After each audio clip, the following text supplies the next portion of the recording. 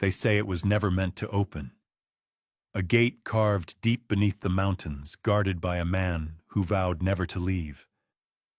Some called him a saint, others a prisoner. The monks who recorded his story vanished. The cave was sealed with iron and silence. Yet on winter nights, the stones hum softly, like breath beneath the earth.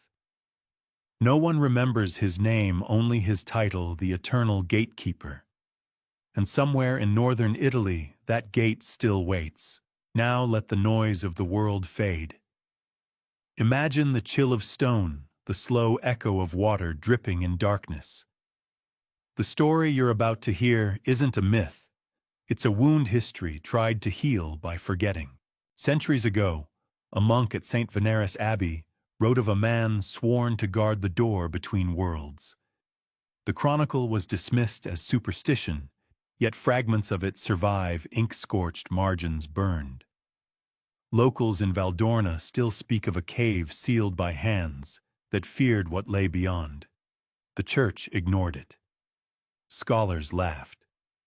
But then came the map, old parchment showing a buried archway beneath the same valley. Some say the mountain hums each winter solstice as if something beneath still stirs.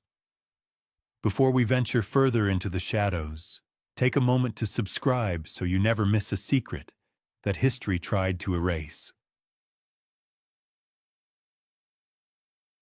You begin as all stories of forbidden history do in silence. The St. Veneris Abbey no longer exists, at least not as it once did. Its bones rest in the hills of Emilia-Romagna, cloaked in ivy and the hum of bees. The church tower leans, the bells long melted down for war. Yet beneath those ruins lies what survived the fire of 1794, a single water-stained parchment written in cramped Gothic Latin. At first glance it reads like a prayer, but under candlelight the words shift. It is not a prayer at all, it is a record. The Chronicle of St. Veneris dates to 1264, attributed to a monk known only as Brother Corradinus. His handwriting is precise, almost mechanical, the kind that comes from fear of mistakes. He writes of a custodem aeternum, the eternal keeper, who was chosen to watch over Porta Eternitas, the eternal gate. The text claims that the gate was sealed by hands, anointed not in oil but in blood, and that its guardian was neither alive nor dead, but bound by vow. Scholars once labeled it allegory, a reflection on spiritual discipline. Yet the chronicler's tone betrays no metaphor. He describes physical details: the chill beneath the abbey floor, the metallic taste of the air near the sealed door, the echo that answers every whispered prayer.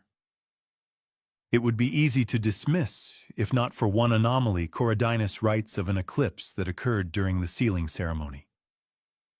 Astronomers confirm that a total solar eclipse crossed northern Italy on August 11, 1264. The alignment is precise, accurate to the day. That historical fact anchors the chronicle in time, suggesting the event it describes may have been witnessed, not imagined. Then comes the curious detail, the kind that invites more questions than answers. A second hand appears in the manuscript, darker ink, hurried script. It interrupts the final paragraph with 3 Latin words, non aperiatur umquam. Let it never be opened. There is no signature, no explanation, only that stark warning, written as if in panic. Radiocarbon testing later proved the ink came from a different decade, perhaps 50 years later. Someone returned to this manuscript long after its creation, compelled to add a desperate plea. You picture the scene: a flickering candle, the scrape of quill on parchment, the heavy breath of someone who has seen too much. Maybe that person heard the hum the locals still speak of. Maybe they stood too close to the stones and felt the tremor beneath. Historians debate whether the chronicle was ever part of the abbey's official record. Some claim it was hidden, intentionally sealed within a hollow wall, discovered only in 1892. The text had been folded 13 times, an odd number in monastic tradition. 13 folds meant to conceal under divine burden. A phrase meaning what is hidden must stay hidden, for its revelation would harm the soul. The controversy deepens when you examine the seal affixed to the parchment. It bears not the abbey's emblem, but a symbol resembling an inverted sun, a circle with 12 rays pointing inward. Later, the same symbol will appear carved into stone near Valdorna, linking the chronicle to the gate's supposed location. For now, though, it remains an anomaly, a motif that should not exist in Christian manuscripts of that era. Some scholars insist the chronicle was a forgery produced during the Renaissance when mysticism was fashionable. Yet the parchments dating the ink composition and linguistic patterns all belong firmly to the 13th century. Others argue that it was real, but misinterpreted the gate serving as metaphor for divine truth, rather than a literal structure. But here lies the debate's heart. If it were allegory, why would a monk risk excommunication by recording it in secret without his abbot's approval? You recall the faint hum described in the opening story, the mountain's pulse beneath Valdorna. The chronicle's final line might hold the key, and the stone sang when sealed. The phrase has puzzled translators for centuries. Some say it refers to the resonance of a massive iron gate. Others claim it hints at something alive beneath the stone. Either way, the image lingers, a door that sings when closed, a gate that must never be opened again. In the late 19th century, before the abbey's last collapse, a Jesuit historian named Father Angelo Ratti studied the chronicle in person. He described the parchment as a living wound on the page. His notes, preserved in the Vatican archives, reveal that the ink under ultraviolet light showed faint script beneath the visible text, an earlier layer of writing scraped away. The hidden line, translated loosely, read, "He was not the first." That single sentence changed everything. If there was one eternal gatekeeper, there might have been others. The idea terrified the Church, for it implied a lineage of guardians preceding Christianity itself. The Vatican ordered Ratti's findings sealed. 2 years later, he disappeared while traveling through Lombardy. His final letter, dated June 7, 1897, ends abruptly, "I have seen the stone." That same letter would later resurface in private hands, sold at auction in 1983. The buyer's name remains undisclosed. The envelope bore no wax seal, only the faint impression of an inverted sun. And so, from one charred piece of parchment, the investigation begins. The Chronicle of St. Veneris was not simply a text. It was an opening, a whisper through time, reminding you that history sometimes hides its truths, not because they are false, but because they are unbearable. When you close your eyes, you can almost hear Brother Corradinus, still writing in the dark, scratching his warning into the silence, "Let it never be opened." You can't help but wonder about the man behind the title. Custos Aeternus, the Eternal Keeper. Brother Corradinus described him as both chosen and cursed, but nowhere in the surviving manuscripts does his name appear. Not once. Not even an initial. It is as though the gatekeeper was never meant to be remembered as a man, only as an office, a duty. And yet history has a way of leaving fingerprints even on erased faces. In the early 1300s, 50 years after the Chronicle was written, another record surfaces in the papal archives, a list of excommunicated monks from the northern provinces. One entry, half faded, mentions a custodian of the door accused of idolatrous worship of the threshold. The ink has been deliberately smudged, the name scraped away with a blade. But beneath the damage, under raking light, a few letters remain visible. Arius. A fragment of an identity, a ghost of a name. The historical fact is clear enough. In 1315, a heresy tribunal was convened in Parma to investigate a sect known as the Fratres Obscuri Portae, the Brothers of the Dark Gate. They were charged with maintaining an unauthorized shrine, performing night vigils before a sealed cave, and refusing to abandon what they called the oath of continuance. Most were executed or fled into the Apennines. The cave they guarded was collapsed by order of the Inquisition. The documents note it as a containment, not a destruction. Even the Church's language betrays a strange caution. It is within those tribunal minutes that the phrase custos aeternus reappears. The chief inquisitor, Bernardus de Vico, described the accused as a man who bears the name of no man, the servant of silence. The record ends abruptly there with a wide inkblot, as if someone had spilled their own nervousness onto the page. That simple error feels human. You can almost imagine the scribe's trembling hand. The controversy around these records is still alive among historians. Some interpret them as part of the broader persecution of millenarian sects, those who believed the end of the world was imminent. Others insist the Brothers of the Dark Gate were never heretics at all, but a remnant of an older monastic order, tasked with guarding something the Church could not comprehend.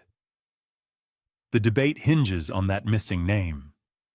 Without it, no lineage can be traced, no ancestry confirmed. Yet the absence itself feels purposeful, almost curated, as though history conspired to bleach him from memory. A curious artifact complicates things further. In 1934, an Italian archaeologist named Paolo Cerenzi unearthed a marble relief near the foundations of the former abbey. The relief depicts a robed figure standing before an arched doorway, one hand raised in benediction, the other gripping a key. The inscription beneath barely legible reads, "Custos Aet," before breaking off where the stone has been cleanly chiseled away. Someone at some point removed the rest. Cerenzi's notes mention the tool marks were recent, less than a century old at the time of discovery. Which means the erasure happened after the abbey fell into ruin, long after the gatekeeper's story should have faded into obscurity. You might ask who in the 19th century still feared a name from the 13th.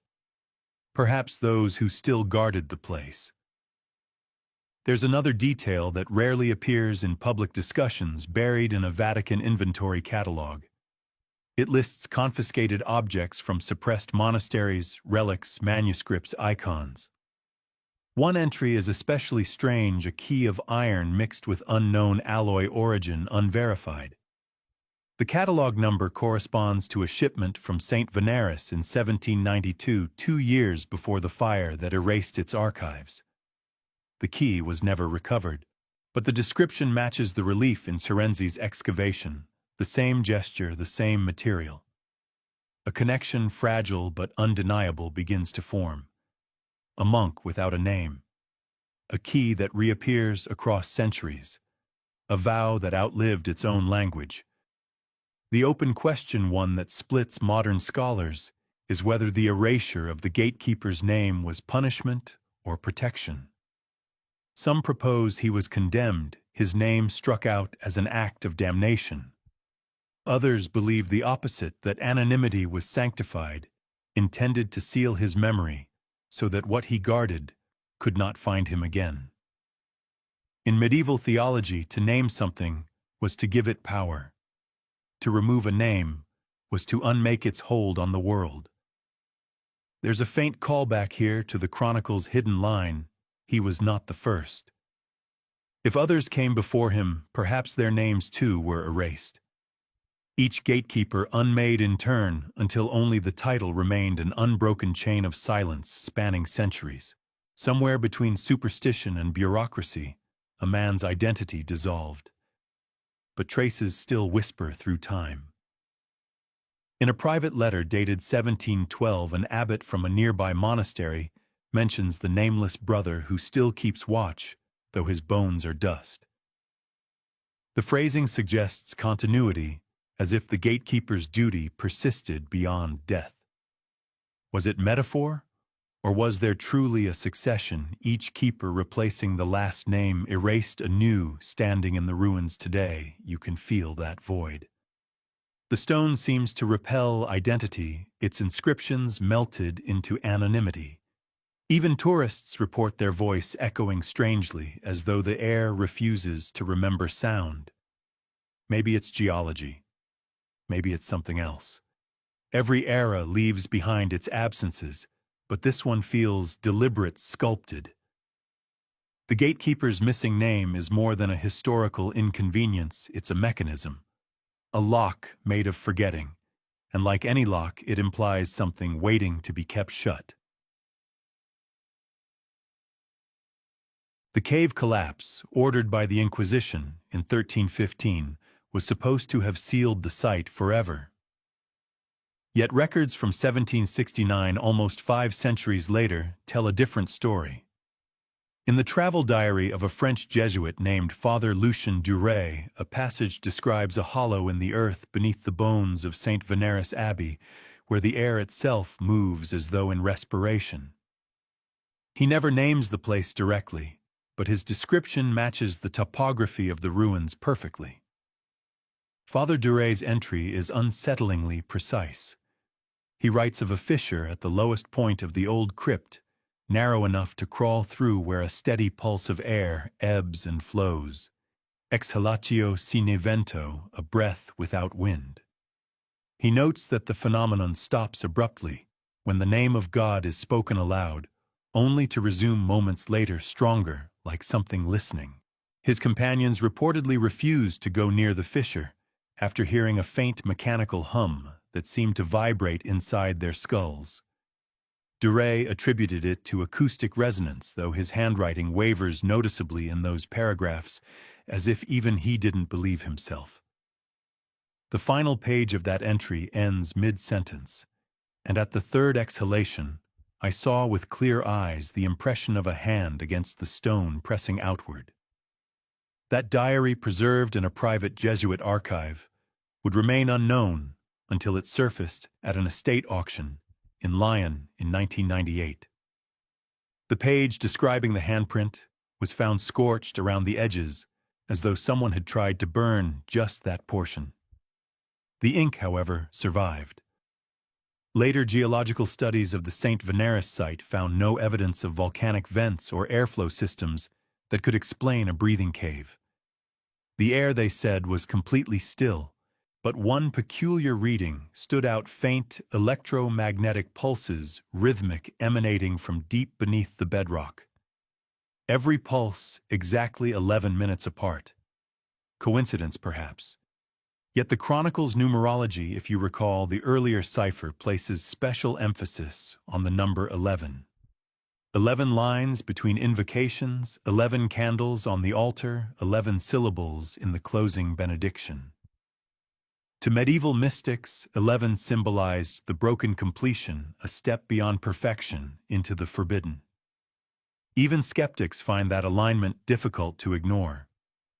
A more recent discovery, published quietly in a 2013 Italian academic journal, reports that the soil within the crypt's lowest chamber contains unusually high concentrations of magnetite, an iron oxide often associated with lodestones, capable of disrupting compasses and electronic instruments.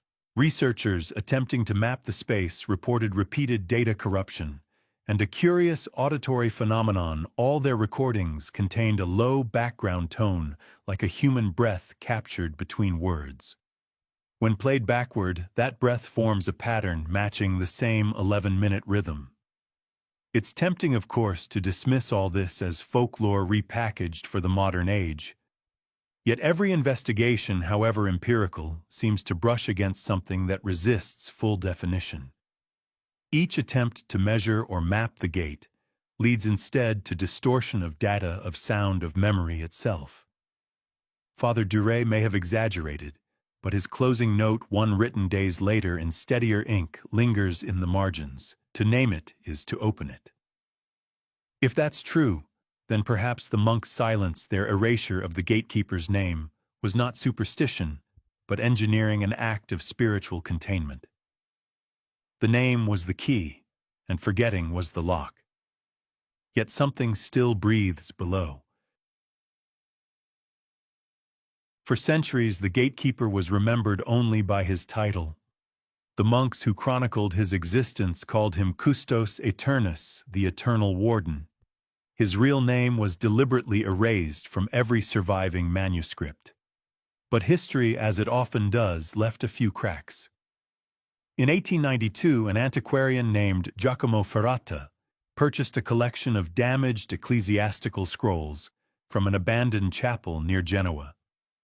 Among them was a parchment fragment bearing a partial inscription, servant of the seal called by the name A. The rest was torn away. Ferrata filed it under irrelevant scraps and forgot about it.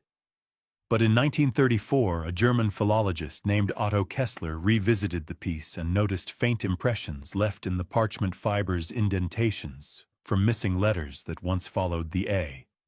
Using oblique lighting and chemical analysis, Kessler reconstructed the next few characters. The fragment, he concluded, once read, Elricus. That single name triggered a storm among historians of early Christian mysticism. Elricus appeared nowhere in official church records, but showed up repeatedly in apocryphal texts tied to the 13th century, always near stories of forbidden rites and watchers at the threshold. One obscure codex, the Testament of the Silent Path, describes Elric the Guardian, who stood where light ends and form dissolves. Was this poetic metaphor, or a veiled reference to the same gatekeeper? Cross-referencing these scattered sources reveals something remarkable.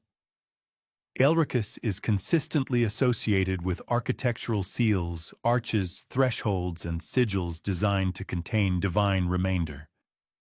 In one version of the tale, he was said to have volunteered to stay behind when a failed ritual threatened to release something unbound. His vow, I will hold it until memory forgets my name. When monks later erased that name from every record, they may have been honoring his request. Oblivion as protection. But here's where the trail turns stranger. In 2007, a researcher named Emilia Croft used multispectral imaging to scan the original Saint Veneris chronicle. Beneath layers of palimpsest text ink overwritten across centuries, she discovered a hidden line visible only under ultraviolet light. It read, Elricus custodum portae aeternum. Elric, the eternal keeper of the gate. The text had been deliberately scraped away and rewritten with harmless liturgical passages. Yet the outline of the letters remained like a ghost beneath the surface. Croft's discovery reignited interest in the mystery and prompted a linguistic analysis of Aelricus's name. Derived from Old Germanic roots, Adel noble and Rick ruler, it carries the meaning noble protector or guardian of power. The name itself embodies his function. Coincidence or intention? Adding to the intrigue, a later document from 1721, an anonymous monastic letter archived in Venice, mentions a statue in the likeness of Elricus, whose eyes are sealed with iron. That statue has never been found, but an 18th century inventory list from the same abbey references one effigy of the keeper stored in the lower sacristy. If that effigy exists, it may still rest beneath the collapsed ruins of St. Veneris. Archaeologists have never excavated that section, citing structural instability. But ground-penetrating radar images show an object roughly man-sized buried under 2 meters of debris. For now, Elricus remains a name whispered across broken pages, a man half erased by his own vow. Yet his shadow stretches across every surviving clue, from the pulsing cave beneath the abbey to the rhythmic hum that science still cannot explain. To the monks, he was the one who stood watch at the boundary of existence. To us, he is the first real sign that the Eternal Gatekeeper was not merely legend, but a man whose silence still guards something unspeakable. You don't hear their name spoken aloud in any church, nor written openly in any record. The Ordo Solis Nigri, The Order of the Black Sun appears only in marginalia scratched in the borders of monastic codices, or murmured through confessions that were never meant to survive. It is said they were born from the same monastery that preserved the legend of Elricus, sworn not to worship the gate, but to guard it. Their story begins around the late 1200s, when the Benedictine reforms swept across Italy, forcing smaller Hermitic sects to submit to papal oversight. One group refused. Their abbot, a man identified only as Prior Thalen, wrote to the Holy See declaring that his order would answer only to the Keeper who stands between worlds. The Vatican condemned the letter as heretical, but before inquisitors arrived, the abbey had already vanished, its halls abandoned, its altars stripped bare. All that remained were symbols burned into the stone, interlocking circles radiating from a central void. Later scholars would call it the Black Sun Sigil. The order re-emerged centuries later, mentioned fleetingly in a 1623 Jesuit report, describing men who wear the tonsure, but speak no vows, who guard the old seals beneath Valdorna. The author, Father Lorenzo Bellini, dismissed them as relics of medieval superstition. Yet his own diary, recovered after his death, records a chilling encounter. He wrote that while investigating strange chants echoing through the Valdorna Valley at dusk, he was met by a procession of hooded monks bearing torches, moving without sound, as if their feet did not touch the earth. When he called out to them, they stopped, but none turned their faces toward him.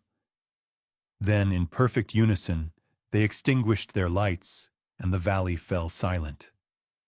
Bellini fled that night, never to return.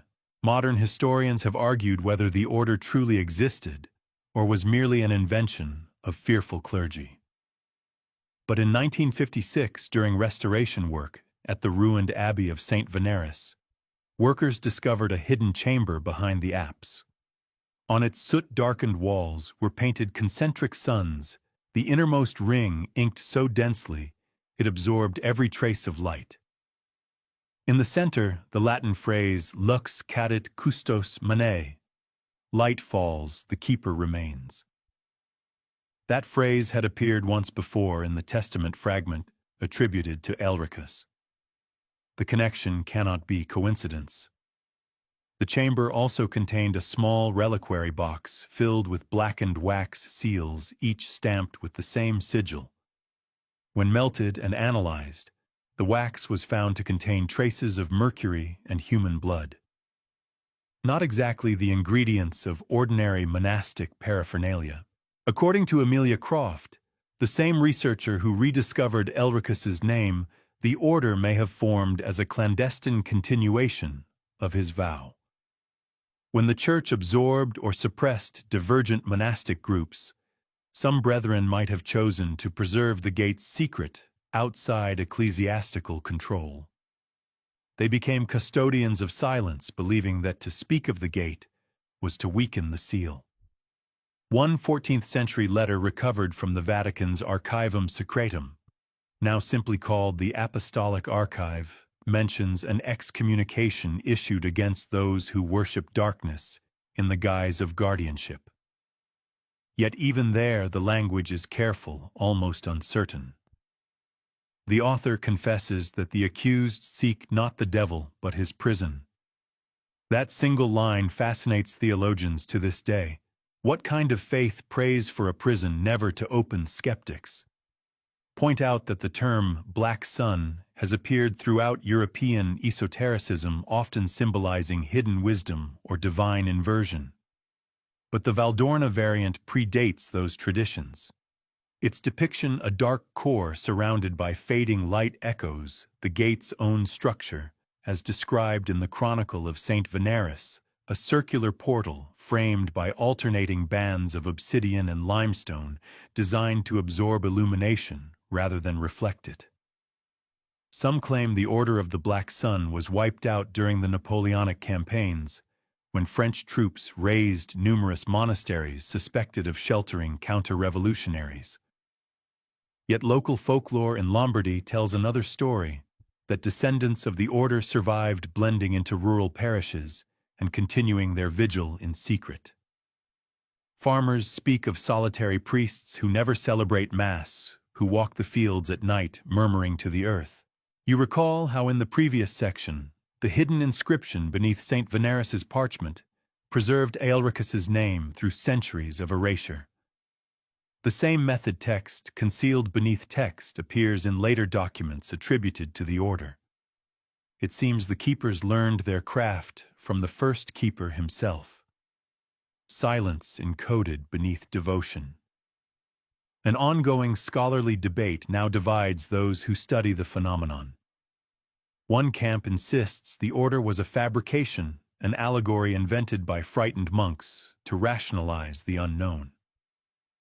The other argues the evidence points to an unbroken lineage of guardians whose ritual persistence kept something sealed below Valdorna.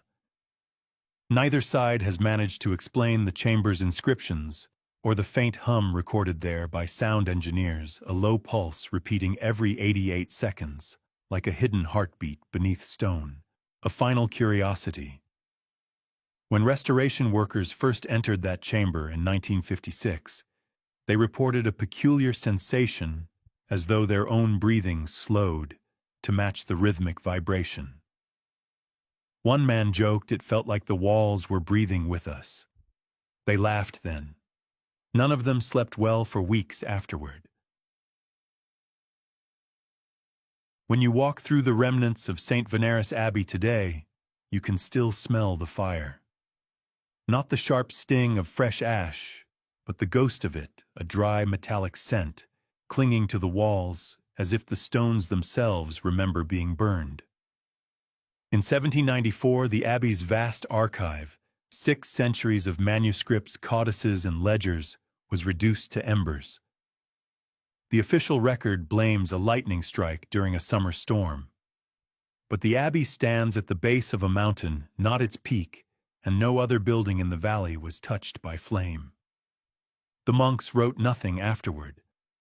The silence that followed was total, almost reverent, as though the fire had consumed not only the pages, but their will to speak.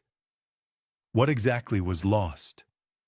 According to restoration inventories from the following century, the Abbey's collection once contained records of custodian oaths, maps of subterrane chapels, and a chronicle of the unnamed keeper.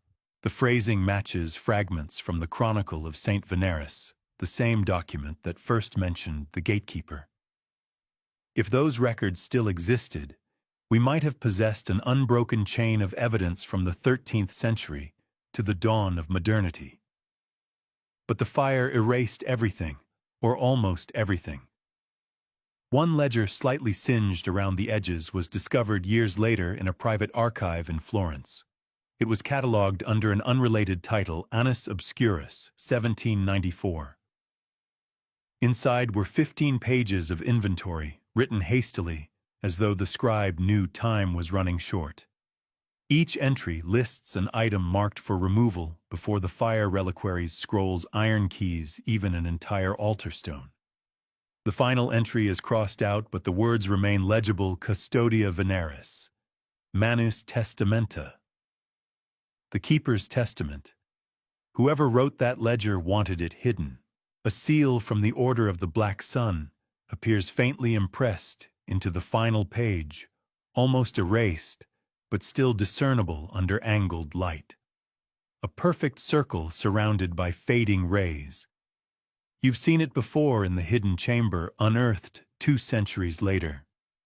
The same phrase accompanies it, lux cadet custos mane.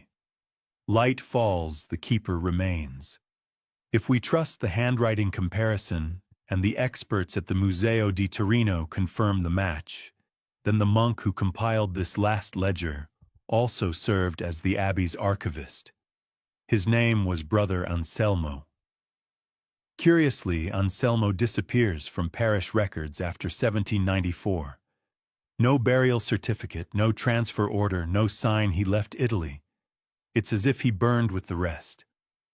But in the margin of another unrelated document, a correspondence between the Abbey and a Venetian bookseller Someone has scribbled a short note, Anselmo porta la chiave. Anselmo carries the key. The implication is tantalizing. Could a single monk have salvaged the gatekeeper's testament before the fire? Or did he light the flames himself to erase the secret forever? The debate divides historians. The conventional theory holds that lightning indeed struck the abbey's bell tower, igniting the dry timbers that spanned its roof. Yet contemporary witnesses record no storm that night. One merchant's journal from the nearby town of Malvaro describes a red glow upon the northern sky, and the bells of St. Veneris tolling, though no hands pulled the rope. By morning, only charred stone remained. Theories multiply like roots beneath the soil. Some claim Napoleonic agents set the fire, seizing relics thought to hold esoteric power. Others whisper that the church itself ordered the destruction after a forbidden ritual had been attempted, an echo of the same silence that followed the order's disappearance. What makes this fire particularly suspicious is what happened after. Within months, an official edict dissolved the abbey entirely. Its surviving monks were reassigned, its lands sold, its ruins left to decay. The Vatican's decree cited structural instability as the reason, though travelers who visited in the years following described the remaining walls as solid, though silent. What was truly unstable, it seems, was not the stone but the story it contained. Here, the historical record grows strange.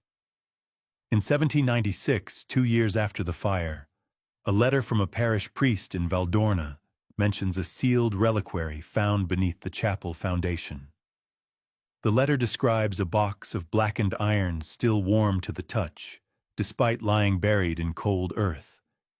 Inside were fragments of parchment fused together by heat. A chemist who later examined the scraps claimed to detect traces of mercury, the same element used in the alloy of the gate itself. Coincidence, perhaps, or continuity. And there's another connection. One surviving scrap bore a single Latin phrase, vigilate donec ridet, keep watch until he returns. The handwriting matches that of the earlier custodian's testament. Whatever burned in 1794, it wasn't an accident of weather. It was an attempt to erase a vow that had survived too long. When I tell people this story, they usually ask the same question: why not rebuild the archives? Why not recover what was lost? But rebuilding a library is not like rebuilding a wall. You can replace the stone, but not the silence. And in Valdorna, silence is a kind of language. It hums through the remaining cloisters, lingers beneath the echo of each footstep. The monks, it seems, had learned something terrible, and then chose to burn their own history, rather than let it spread. Skeptics remind us that Europe's monastic fires were common in that era. Candlelight neglect and dry parchment made for combustible conditions. Still, one cannot ignore that the very collection destroyed was the only one known to reference the gate, the keeper, and the order that guarded them. If it were truly coincidence, it is a cruel one. You think back to the symbols uncovered in the hidden chamber, the ones painted in layers of soot and ash. Perhaps they were not decorations at all, but reminders that what is destroyed in flame is not always gone. Sometimes it hides like ink burned invisible by its own secrecy, waiting to be seen again. And sometimes fire is not destruction, but closure, the only way to keep a promise from being broken. It began, as so many medieval horrors did, with the smell. The chronicles describe a sweet, heavy stench drifting down from the Valdorna hills during the summer of 1348, the same year the Black Death tore through Europe. The villagers said the odor came from the caves beneath the abbey, from the stone gate that the monks called Porta Eternum. Livestock sickened. Wells turned sour. And when the first bodies were found in the valley, their skin marked not with buboes, but faint gray streaks shaped almost like fingers pressed into the flesh. The rumor spread the gate had been disturbed. In a world where divine wrath explained everything, it didn't take long for blame to find a form. Local superstition claimed that every 7 generations, the gate demanded tribute not in gold or blood, but in silence. If the chants that sealed it were forgotten, the sickness would return. And yet buried in parish records from that same year is something stranger, a note from an abbey physician who swore the disease reached St. Veneris before the first travelers from the south arrived. No ships came, he wrote. No rats, no fleas. Only the earth itself groaned. That sentence appears in the same codex that later chronicled the gatekeeper's oath. It's one of the few direct overlaps between religious legend and medical observation, an uncomfortable bridge between faith and fact. Scholars often debate whether the gate and the plague ever truly intersected, or if frightened monks simply folded the great pandemic into their own mythology. But the timing refuses to let go. Each recorded disturbance around the Valdorna gate seems to echo moments of mass illness or panic, 1348, 1523, 1629 each, coinciding with smaller outbreaks of plague in northern Italy. None reached catastrophic proportions like the first, but all left behind the same whispers. Strange lights near the mountain hymns sung at night, and the tolling of bells no one admits to ringing. A century later, a papal envoy named Matteo Rinaldi visited Valdorna to investigate what he called persistence of heathen ritual. His surviving letters describe a monastery sealed by its own brethren, its monks refusing entry to outsiders. He wrote that they kept constant watch over a sealed door in the rock, chanting prayers that were neither Latin nor Greek. Rinaldi demanded to hear these words himself. He wrote that when he did, the ground trembled softly, as though echoing the sound back from below. When the envoy attempted to record the chant phonetically, his script breaks midway. The ink trails off the page, then resumes with only one sentence, non ad deum cantant. They do not sing to God. The next day, Rinaldi left Valdorna and never returned. It's easy centuries later to dismiss such accounts as hysteria. The plague had unmoored the medieval mind. The Church itself wrestled to reconcile divine punishment with earthly contagion. Still, something about the gate's timing unsettles even rational historians. The plague waves that followed each disturbance in Valdorna always appeared first in isolated mountain villages before spreading outward the inverse of typical epidemiological patterns which began in trade ports and descended inland. You might recall how the Order of the Black Sun vowed eternal silence, believing that speech itself weakened the seal. Imagine what it meant to live through a pandemic in that valley, surrounded by death and forbidden even to cry out. The silence may have been as deadly as the disease itself, and yet beneath the superstition lies a pattern. Modern climatologists studying the same region have noted geological activity, small tremors, pockets of methane release, and even thermal anomalies recorded roughly once every 200 years. Each corresponds eerily with the historical disturbances mentioned in abbey records. In other words, the gate's rumblings may have been entirely natural. But the monks, not understanding seismology, mistook the earth's breath for something far older, far hungrier. Still, there's a wrinkle. In 2007, a geological survey found an anomaly near the original St. Veneris site, a shaft extending deeper than expected, its inner walls coated with an unknown residue that interfered with carbon dating. Trace samples contained mercury again, that same element tied to the gate's metallic frame. This suggests some form of intentional sealing compound had been applied centuries before modern metallurgy could explain its properties.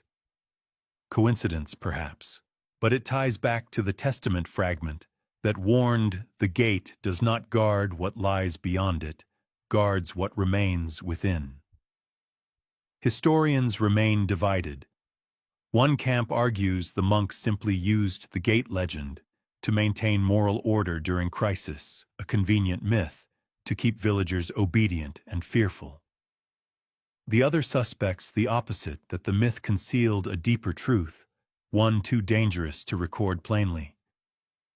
If the gate's disturbance coincided with the plague, perhaps the two were linked, not by cause but by consequence, that something sealed beneath Valdorna stirred only when the world above grew weak. You can almost picture it, the valley silent, except for coughing torches, flickering the few surviving monks, kneeling before the sealed stone, begging their absent god for mercy, while keeping their eyes fixed on the cracks.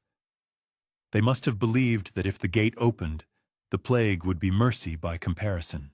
Centuries later, when restoration workers unearthed the abbey's foundations, they found several small recesses built into the wall, each containing a human skull wrapped in parchment. When translated, the script repeated a single prayer, "May silence bind what our faith cannot." There's something haunting about that phrase. It doesn't plead for salvation. It accepts defeat, as though the monks no longer prayed to win, only to delay the inevitable. So was the gate truly the source of their plague? Maybe not. But in every generation, something did escape fear, memory, myth. And those things spread faster than disease. Frederick II of Hohenstaufen was not a man easily frightened. The Holy Roman Emperor, known to his contemporaries as Stupor Mundi, the wonder of the world, spoke 6 languages, kept a private zoo, and wrote treatises on falconry and philosophy in equal measure. He debated scholars, mocked superstition, and saw himself as the bridge between reason and divinity. Yet in the winter of 1239 he sent a sealed letter to the abbots of northern Italy, bearing a single command: find the eternal door. No historian can say exactly where he first heard of it. Some believe a Cistercian emissary brought him tales of a gate that hums beneath the earth. Others claim the legend reached him through his experiments with Arab alchemists, whose texts spoke of thresholds that divide matter from spirit. Whatever the source, something in the story seized him completely. Frederick's archives, what remain of them, reveal a slow descent into obsession.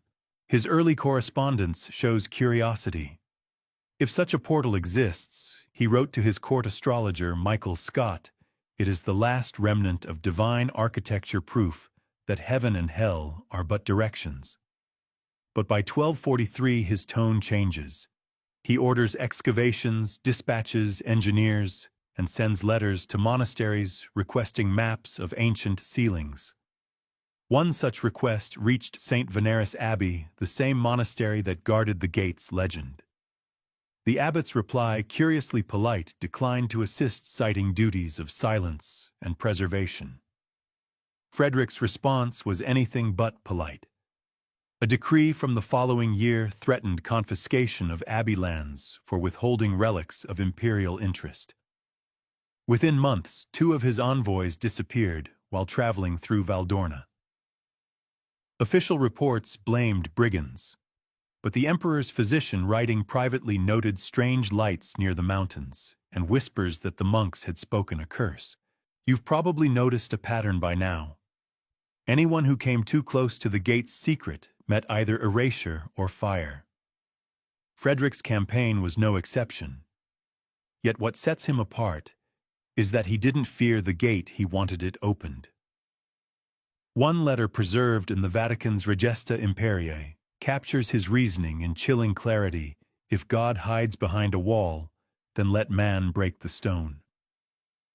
That line alone would have earned him eternal condemnation from the Church. But Frederick was already excommunicated twice, in fact. The Pope called him the Antichrist. Frederick called the Pope a merchant of souls. Between them stood the shadow of Valdorna, a mountain whose silence neither could command. Records indicate that around 1246, Frederick dispatched a team of alchemists led by Johannes de Erfurt, a scholar obsessed with transmutation and sacred geometry. Their task: locate the so-called eternal door and analyze its composition. In a letter addressed to his treasurer, Frederick ordered the provision of quicksilver iron filings and powdered coral materials, later found to match the alloy known as the seal of three metals. If the emperor truly possessed knowledge of that formula centuries before its rediscovery, it suggests he either had access to ancient sources or found something beneath the earth that taught him. Johannes de Erfurt's writings, rediscovered in fragments during the 19th century, describe a gate of neither stone nor metal, but both, and between them something that breathes. He claimed that the gate's surface pulsed faintly, as though moved by the heart of the mountain itself. His notes end abruptly mid-sentence. What became of him is unknown. But a ledger entry from Frederick's later years lists 10 men lost to the silence of Valdorna. The emperor's fascination seems to have ended then. Or perhaps not. In 1250, as Frederick lay dying in Apulia, he reportedly whispered a phrase that his chroniclers found baffling. "The keeper waits for no king." Some interpreted it as madness, others as prophecy. But in his personal seal, still preserved in the Palermo archives, there appears a faint engraving not found in earlier versions, a circular sun with a darkened core. The same symbol used by the Order of the Black Sun centuries later. Coincidence or legacy? The Church, for its part, moved swiftly to distance itself from the emperor's experiments. After his death, papal envoys confiscated his private libraries, burning or sealing anything related to alchemy. Yet one papal archivist, Brother Matteo Alighieri, copied a portion of a confiscated codex before it vanished. His transcription survives.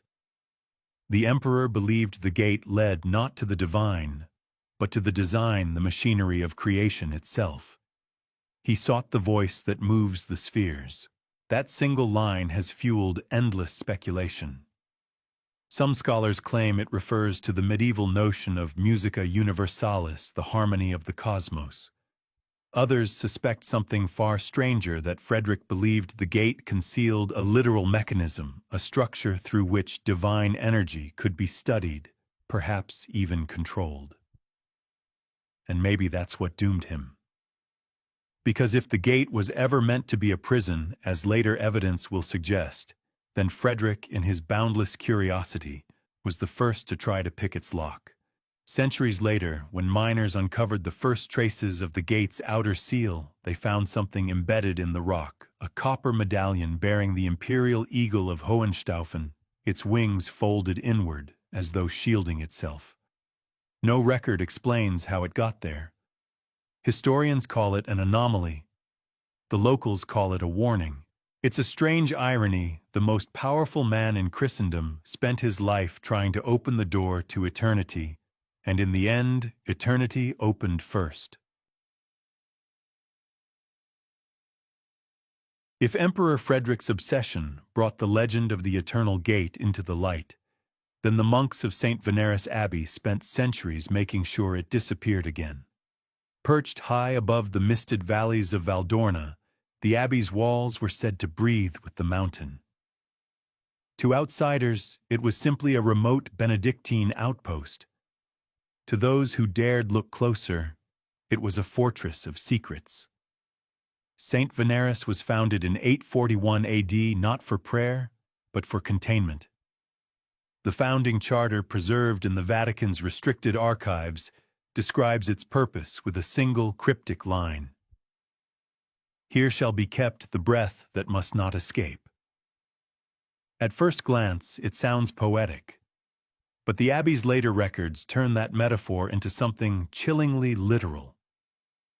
Throughout the 12th and 13th centuries, strange shipments were documented arriving under papal seal iron locks, forged chains, barrels of quicklime. An inventory from 1179 lists 7 bells cast not to ring, but to bind. No historian can say what that means. Yet when Frederick II's envoys arrived centuries later demanding access to the gate, these monks responded with the words that would echo across generations: "The keeper stirs." What did they mean by keeper? To understand that, we must examine the codex known as De Silentio Aeterno, of eternal silence. It's a manuscript unlike any other in monastic history. 97 pages of dense Latin script interlaced with ink drawings of geometric symbols, including the same tri-metal ring we've encountered before. The codex first appeared in the abbey's scriptorium around 1180, but it was never meant to be read widely. Only the abbot and 2 designated custodians were permitted access. Everyone else, even the monks who copied the text, worked from redacted fragments replacing forbidden passages with the phrase verbum clausum, the closed word. When fragments of De Silentio Aeterno resurfaced in the 19th century, scholars dismissed them as superstition. But more recent analysis, especially the 1983 work of historian Carlo Morsini, has changed that view. Morsini discovered that the codex's language occasionally shifts from Latin to Old Syriac, specifically in passages describing the threshold mechanism. One translated segment reads, "Beneath the gate lies the heart, and in the heart a song. When the song stops, the world begins again." It's an impossible statement, and yet it aligns eerily with later reports of tones heard beneath the mountain. Could the monks have known something that science has only recently begun to rediscover, that sound itself can alter physical structure? According to Morsini's analysis, the keeper described in the text was not a person, but a force, a presence tasked with ensuring the heart never ceases to hum. The monks believed their role was not to worship it, but to contain it. Their prayers, chants, and midnight vigils were not rituals of devotion, but of maintenance designed to sustain the equilibrium that held the gate sealed. And yet sometime around the mid-13th century, something changed. Records indicate that during Frederick II's final years, the abbey suffered a fire that destroyed half its cloisters. The surviving documents refer cryptically to the night the silence broke. Witness statements preserved by neighboring monasteries describe a deep sound rolling across the valley. Not thunder, not an earthquake, but a note that lingered without air. One monk reportedly went mad, claiming to hear footsteps in the light. After that event, the abbey sealed itself completely. No pilgrim or emissary was allowed entry. For nearly 300 years, its existence faded into obscurity, known only to a handful of clerical historians. When the Reformation swept through Europe, Saint Veneris was already a ghost. It wasn't rediscovered until 1786, when a group of Savoyard explorers stumbled upon its ruins. Inside, they found manuscripts petrified into ash and a single room carved into the mountain wall, a narrow chamber lined with concentric circles of blackened stone. At its center was a hollow, roughly the size of a human body, surrounded by inscriptions too eroded to read. But one word remained clear: custos, Latin for keeper. The explorers left quickly. Their journals, later published by the Royal Geographical Society, note that the temperature within the chamber was unnaturally cold, though no source of wind could be found. They also mentioned hearing a low vibration, as if the rock itself murmured. The local villagers refused to approach the site afterward.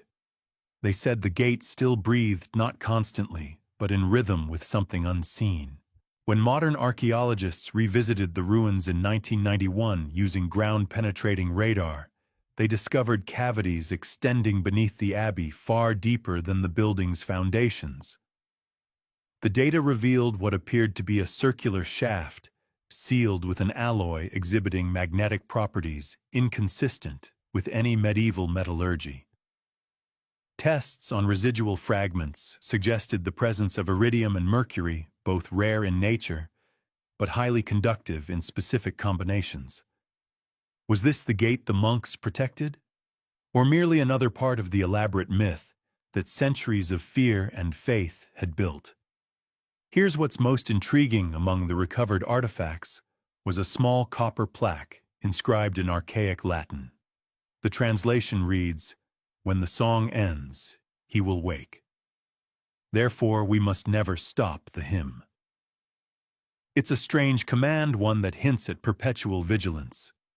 But perhaps it also explains why the monks of St. Veneris isolated themselves from the world. To them, silence was not peace. Silence was death. The gate, they believed, was a boundary that sang, and to let that song fade would mean unbinding the thing that waited behind it. In the next section, we'll examine the only surviving modern account from someone who claimed to hear that sound firsthand, a man whose recordings still defy classification. You don't expect the ground to sing. Rocks should be silent, eternal, the mute bones of the world. But in the valleys around Valdorna, locals tell a different story, that the earth hums low and steady like something dreaming far below. The first reports came not from mystics or priests, but from miners, hard men, pragmatic men. And when practical men start swearing, they heard voices in stone. History tends to take notice. It began in 1853 when a mining consortium from Turin secured permission to dig into the limestone hills east of the ruined St. Veneris Abbey. The project promised quick profits, the region was rich in copper and quartz, and the Industrial Revolution was hungry for both. For several months, the work went smoothly. Then the tremors began. Small at first, barely noticeable, until one night the miners described a deep resonance that rolled through the tunnels and lingered like the aftermath of thunder. Giovanni Mazzoni, the foreman, kept a meticulous journal. His entries, preserved in the regional archives, are strange even by 19th century standards. On April 12th, he wrote, "The stone sings again. Not echo, not wind. It is like breath made sound. The men fear it, though it is gentle." 2 weeks later, he noted that one worker refused to return underground, claiming to have heard someone whispering his name from behind the wall of rock. Mazzoni tried to dismiss it as superstition until he heard it too. He described the sound as a choir of one voice, faint but articulate, calling from beyond the newly opened shaft. The tone was neither human nor mechanical. It carried no melody, just a rising and falling cadence, almost conversational. Mazzoni's description has since fascinated modern acousticians.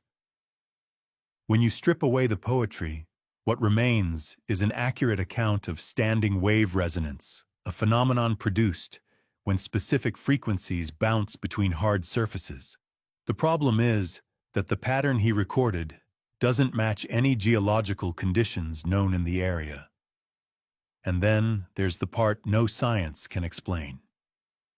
On May 2nd, the miners broke through into a small chamber, a natural cavity roughly 10 meters across, perfectly smooth as if carved by deliberate hands. Embedded in the walls were faint metallic veins that glimmered under lamplight. Mazzoni described them as threads of silver and bronze entwined like veins in flesh. At the center of the floor lay a circular stone slab marked with concentric rings. The moment they disturbed it, the hum ceased. That night, Mazzoni wrote just 3 words: "The silence hurts." By morning, he had sealed the chamber and ordered the shaft abandoned. Within a month, the entire operation shut down. The company dismissed the story as hysteria, but local papers spread rumors of a cursed mine. Over the next decade, villagers reported intermittent tremors and faint music drifting up from the ground. Sometimes it came at night, sometimes at dawn, always from the direction of the abandoned tunnels. A century later, in 1961, a team of Italian speleologists rediscovered the site. They found the tunnels intact, though filled with stagnant water. When they lowered a microphone and hydrophone into the lowest cavity, they picked up a rhythmic pulse repeating every 88 seconds, identical to the vibration recorded in recent geophysical studies. Modern scientists call it the Valdorna anomaly. To the villagers, it's still the singing earth. One detail often overlooked in the reports is the temperature. The deepest chamber measured a steady 6 degrees Celsius colder than the surrounding rock should allow. And there was another anomaly, faint electromagnetic interference that corrupted recording equipment. Analog reels warped. Digital devices froze.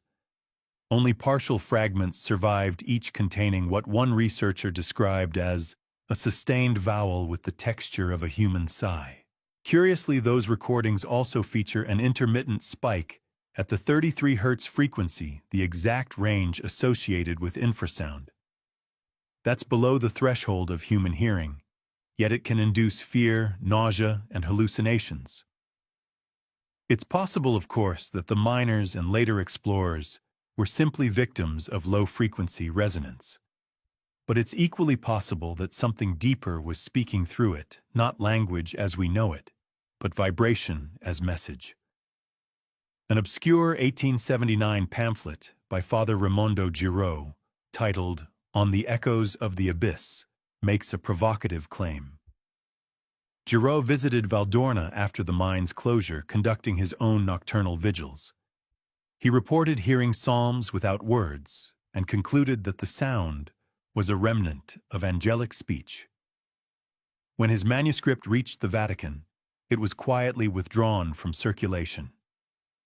The only surviving copy rests today in the Biblioteca Ambrosiana, labeled Heretica sub silentio, heresy under silence. What makes Giraud's testimony more than mystical rambling is his description of symbols carved into the chamber's walls. He sketched 3 interlocked circles, a design identical to the tri-metal insignia seen on the gate fragments and the De Silentio Aeterno. How could a 19th-century priest, centuries removed from the original legend, reproduce a symbol never publicly known, unless, of course, he saw it himself?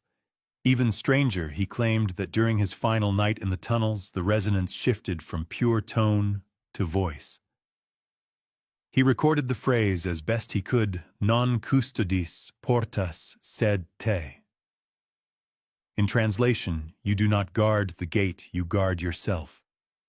That sentence has haunted historians ever since. Who or what was it addressing Giraud humanity? Or the unseen gatekeeper whose duty had blurred across time? Modern linguists note that the phrasing is peculiar. Not classical Latin, but a hybrid form closer to late Vulgar Latin, the kind spoken in northern Italy around the 9th century.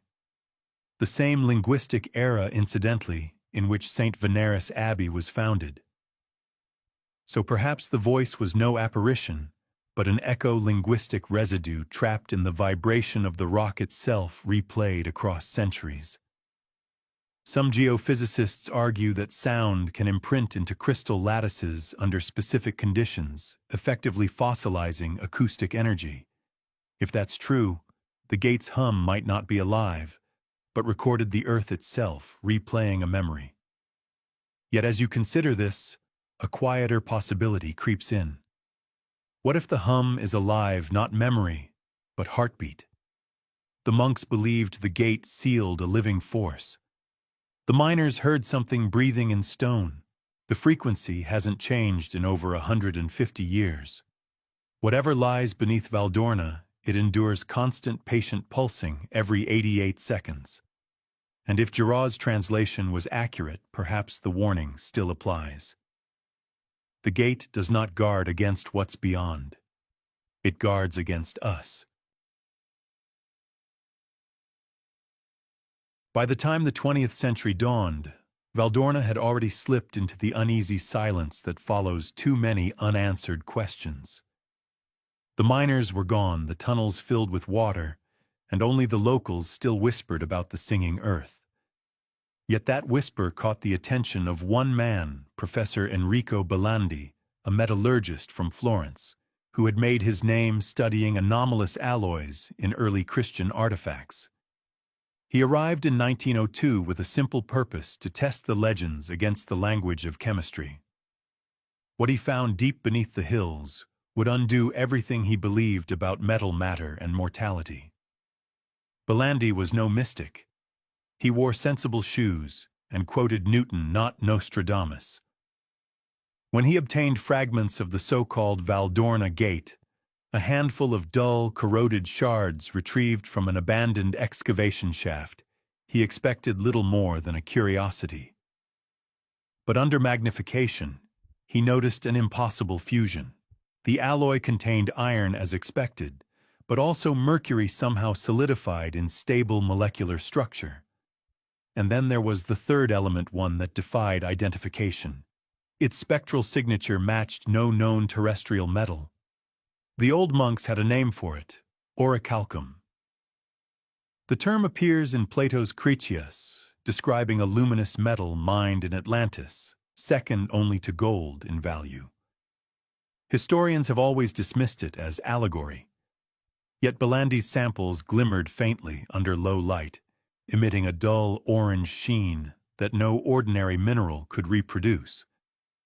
He filed his findings in a paper titled Trimetallic Fusion in Ancient Artifacts, which was promptly rejected by the Italian Royal Academy as an exercise in poetic metallurgy. Still, Belandi persisted. He took the samples to his laboratory at the University of Florence and performed density tests. The results wavered between readings fluctuating every few seconds, as though the material were somehow breathing. His assistant, a young chemist named Morandi, later claimed that while they were measuring the shards, produced a faint humming sound, a vibration so low it rattled the glass beakers. When Belandi cut one fragment open, the inner surface was mirror smooth, as if polished from within. At this point, the parallels with the gate's legend became unavoidable. The Chronicle of Saint Veneris had described the door framed by metals thrice forged, bound in spirit and in substance. The custodian's testament, though still incomplete at the time, also mentioned an alloy of threefold purity. Could these texts, dismissed as allegory for centuries, have been literal after all? To understand the significance you have to consider medieval metallurgy itself. Mixing iron with mercury is not only unstable but suicidal. Mercury vaporizes when heated, poisoning both air and craftsmen. And orichalcum, assuming it ever existed, required a technique unknown to history. Belandi concluded that the fusion couldn't have been smelted. It had been bound. In other words, created through a process of cold alchemical synthesis, a theoretical concept where metals merge through electromagnetic resonance, not heat. In a private letter discovered decades later, Belandi confessed that the material resists all desecration. He wrote, "Strike it, it sings. Heat it, it cools. Pray near it, and it listens." The university dismissed his behavior as fatigue, but Morandi's later recollections darkened the story further. One night, after weeks without sleep, Belandi returned to the lab, set up an experiment involving alternating current, and applied the voltage to the metal fragments. The result blew out the power grid for 3 city blocks. When security found him, Belandi was standing motionless, staring at the glowing shards on the table. The fragments pulsed faintly, synchronized, yes, you guessed it, every 88 seconds. Belandi never recovered his composure. He withdrew from academia, joined a monastic retreat near Siena, and refused to speak of Valdorna again. His papers vanished into ecclesiastical archives, though one page resurfaced in 1978, purchased by a private collector. On it, a single line scrawled in graphite reads, "The seal is alive. It listens for command."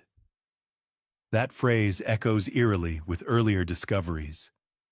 Recall Father Duré's breathing cave, the miner's singing stone, and Father Giraud's whispered Latin message, "You do not guard the gate, you guard yourself." 3 centuries apart, each account describes not silence but sentience, as though the gate's materials themselves were aware. Contemporary metallurgists have a more rational explanation. The inclusion of mercury, they argue, could create piezoelectric effects when combined with conductive minerals like iron and unknown alloys. These effects under geological pressure might produce rhythmic electromagnetic emissions measurable as vibrations or sound. Yet even these scientists admit that the Valdorna samples behave like nothing else on record. One physicist from the University of Milan put it best: "The metal acts like an antenna, but one that receives what it should not." And so we circle back to the oldest riddle of all: what precisely was the gate ceiling? If its frame was forged not merely to endure time, but to respond to it. Perhaps its purpose wasn't to block passage, but to monitor it, like a lock that listens for its own key. In this light, the monk's silence takes on chilling precision. If the alloy's resonance could be triggered by specific sound frequencies, perhaps even words or prayers, then their daily chants were not devotion, but calibration. They weren't worshiping. They were maintaining a frequency, a containment field sustained by faith and fear in equal measure. Of course, that interpretation raises a far darker question. What happens when that frequency stops, when the voices fade, the prayers end, and the world forgets? Belandi's final note offers a hint. Scrawled in the margin beside a drawing of concentric rings, he wrote, "Every seal decays when silence falls." And then in smaller handwriting below, almost as an afterthought, "It's already listening." It is strange how the past sometimes writes to us through silence. The Custodian's Testament, the fragment known now as De Silentio Aeterno, arrived in the modern world like a whisper slipped under a locked door. For centuries, scholars had only references to it, scattered across monastic inventories, each one noting a sealed document bound in iron thread. But in 1927, a Belgian antiquarian named Hendrik Voss uncovered what seemed to be a fragment of the original. The parchment was stiff, darkened with oil and time, and the Latin handwriting so compact that it resembled the veins of a leaf. At first glance, it seemed theological, a meditation on faith and solitude. Yet the opening line was unlike anything found in Scripture: "I swear to remain between the worlds, neither dead nor living, until the seal sleeps again." That single sentence redefined everything. The gatekeeper, the custos aeternus, had not been guarding a physical doorway. He had been guarding a state of being.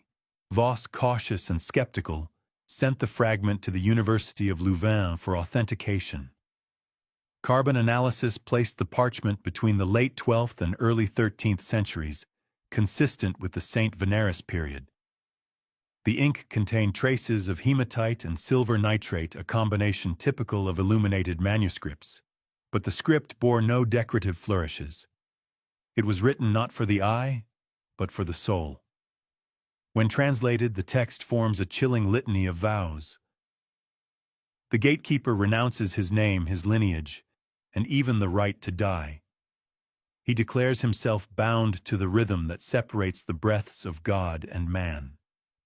In the margin, another hand, perhaps a later scribe, adds a small notation: "Custos vocis," the keeper of the voice.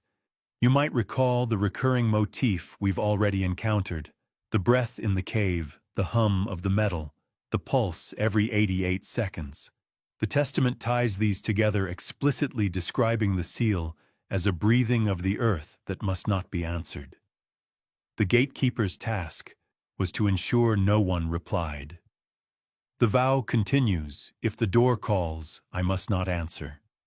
If light escapes, I must not see. If my name is spoken, the bond shall break, and I shall awaken to end the waking world." Scholars debated for decades whether these were poetic metaphors for spiritual vigilance or literal warnings. But the phrasing, the emphasis on sound, hints at a more specific purpose. The gatekeeper's silence was not penance, it was containment. In the 1960s, a theologian named Father Paolo Ferrante proposed a radical interpretation. He believed the Testament described an ancient ritual of vocal nullification, the deliberate suppression of speech to prevent resonance between dimensions.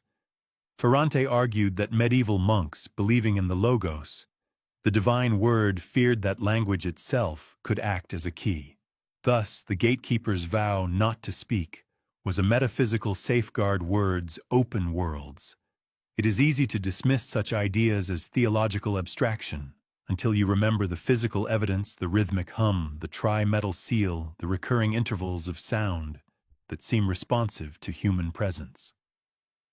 Perhaps Ferrante's vocal nullification wasn't mysticism, but primitive acoustic engineering, a method to keep the gate dormant by balancing frequencies through silence. One line in the Testament stands apart, written in red pigment instead of black. When the song begins again, the keeper will fail. Historians have debated its meaning for nearly a century. Some claim it refers to the end of monastic practice during the Enlightenment, when chanting and ritual diminished. Others see it as prophecy that once the hum of the gate aligns with human-made resonance, the balance will collapse. And there is a disturbing coincidence here. The hum's frequency, measured at roughly 0.01113 Hertz, matches precisely the oscillation of global power grids, the heartbeat of modern electricity. In other words, our world now sings constantly at the same rhythm the gate was meant to suppress. The silence the keeper swore to preserve has been replaced by endless noise. A chilling thought, isn't it? That progress itself might be the final betrayal of his oath. Voss never published his full translation. He died in 1931 under peculiar circumstances, found seated at his desk, eyes open, mouth filled with iron filings. Officially, it was suicide. Yet his widow swore she heard him whispering Latin phrases in his sleep for weeks before his death. She recalled one line vividly: non vocem sed memoriam servo. I keep not the voice, but its memory. When scholars later examined his copy of the Testament, they found a final annotation in faint pencil: the keeper's silence is the world's breath. And so the paradox deepens. The gate breathes. The keeper silences it. The world continues. Break that balance, awaken the sound, and perhaps the gatekeeper's vow expires. In that sense, the legend may never have been about a man guarding a door at all, but about the price of keeping reality coherent. Every breath, every vibration, every word spoken too loud might be another chisel strike against the silence that keeps the universe sane. And as you listen now, surrounded by hums of engines' wires and your own heartbeat, you may wonder how much silence is left before the song begins again.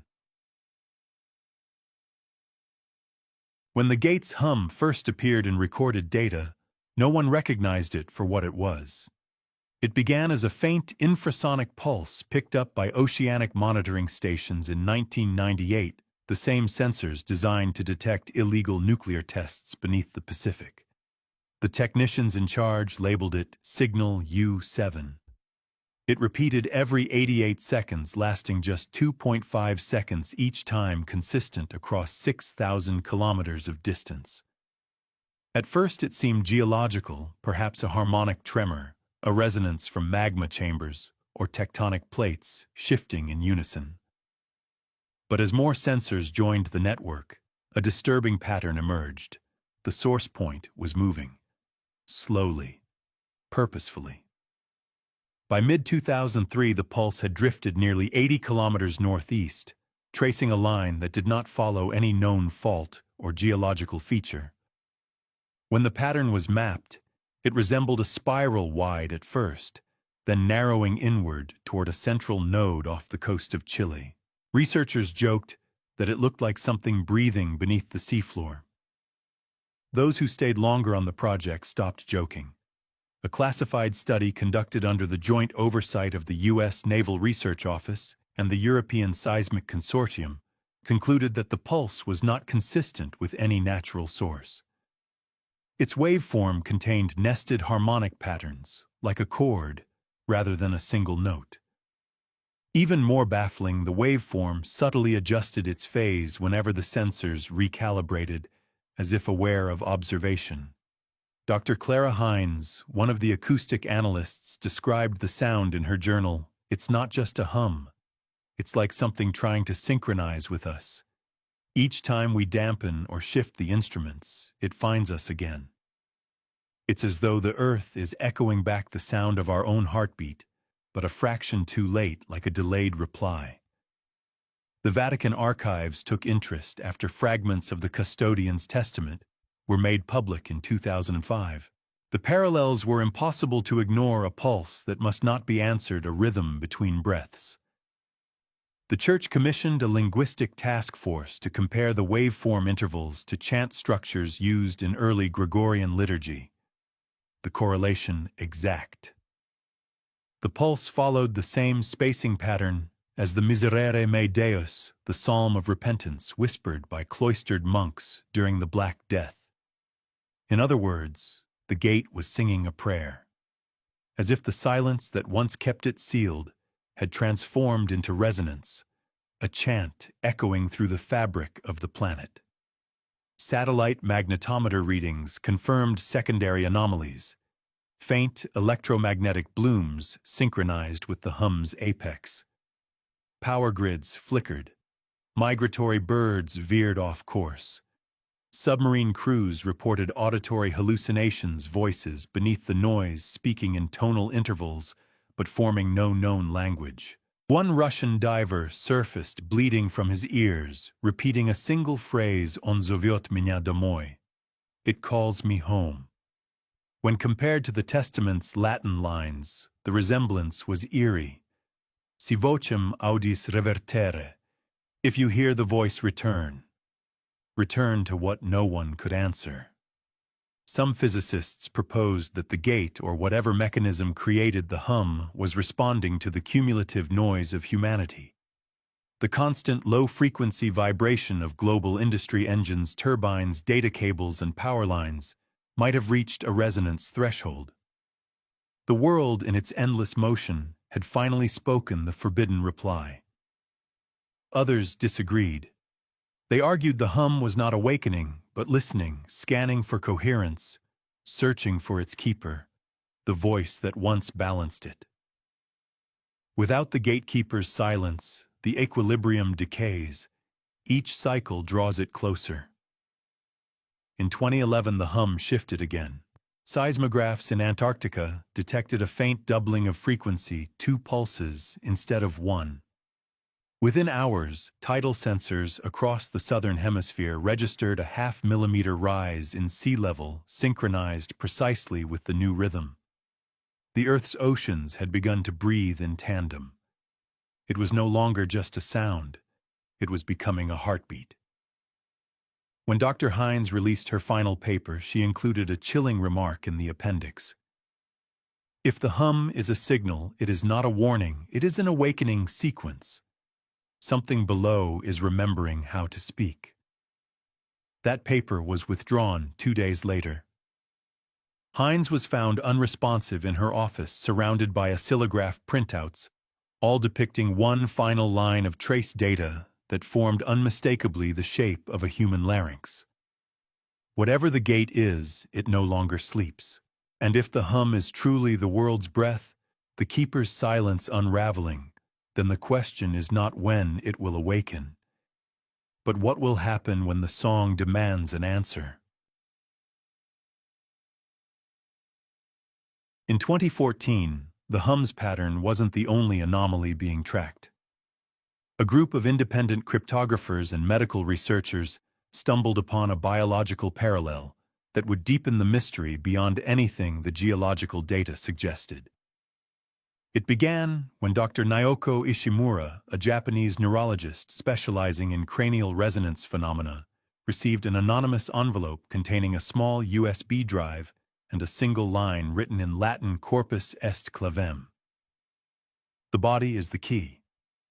The drive contained over 600 MRI scans from unrelated patients across the world: India, Russia, Spain, Chile, and even Greenland.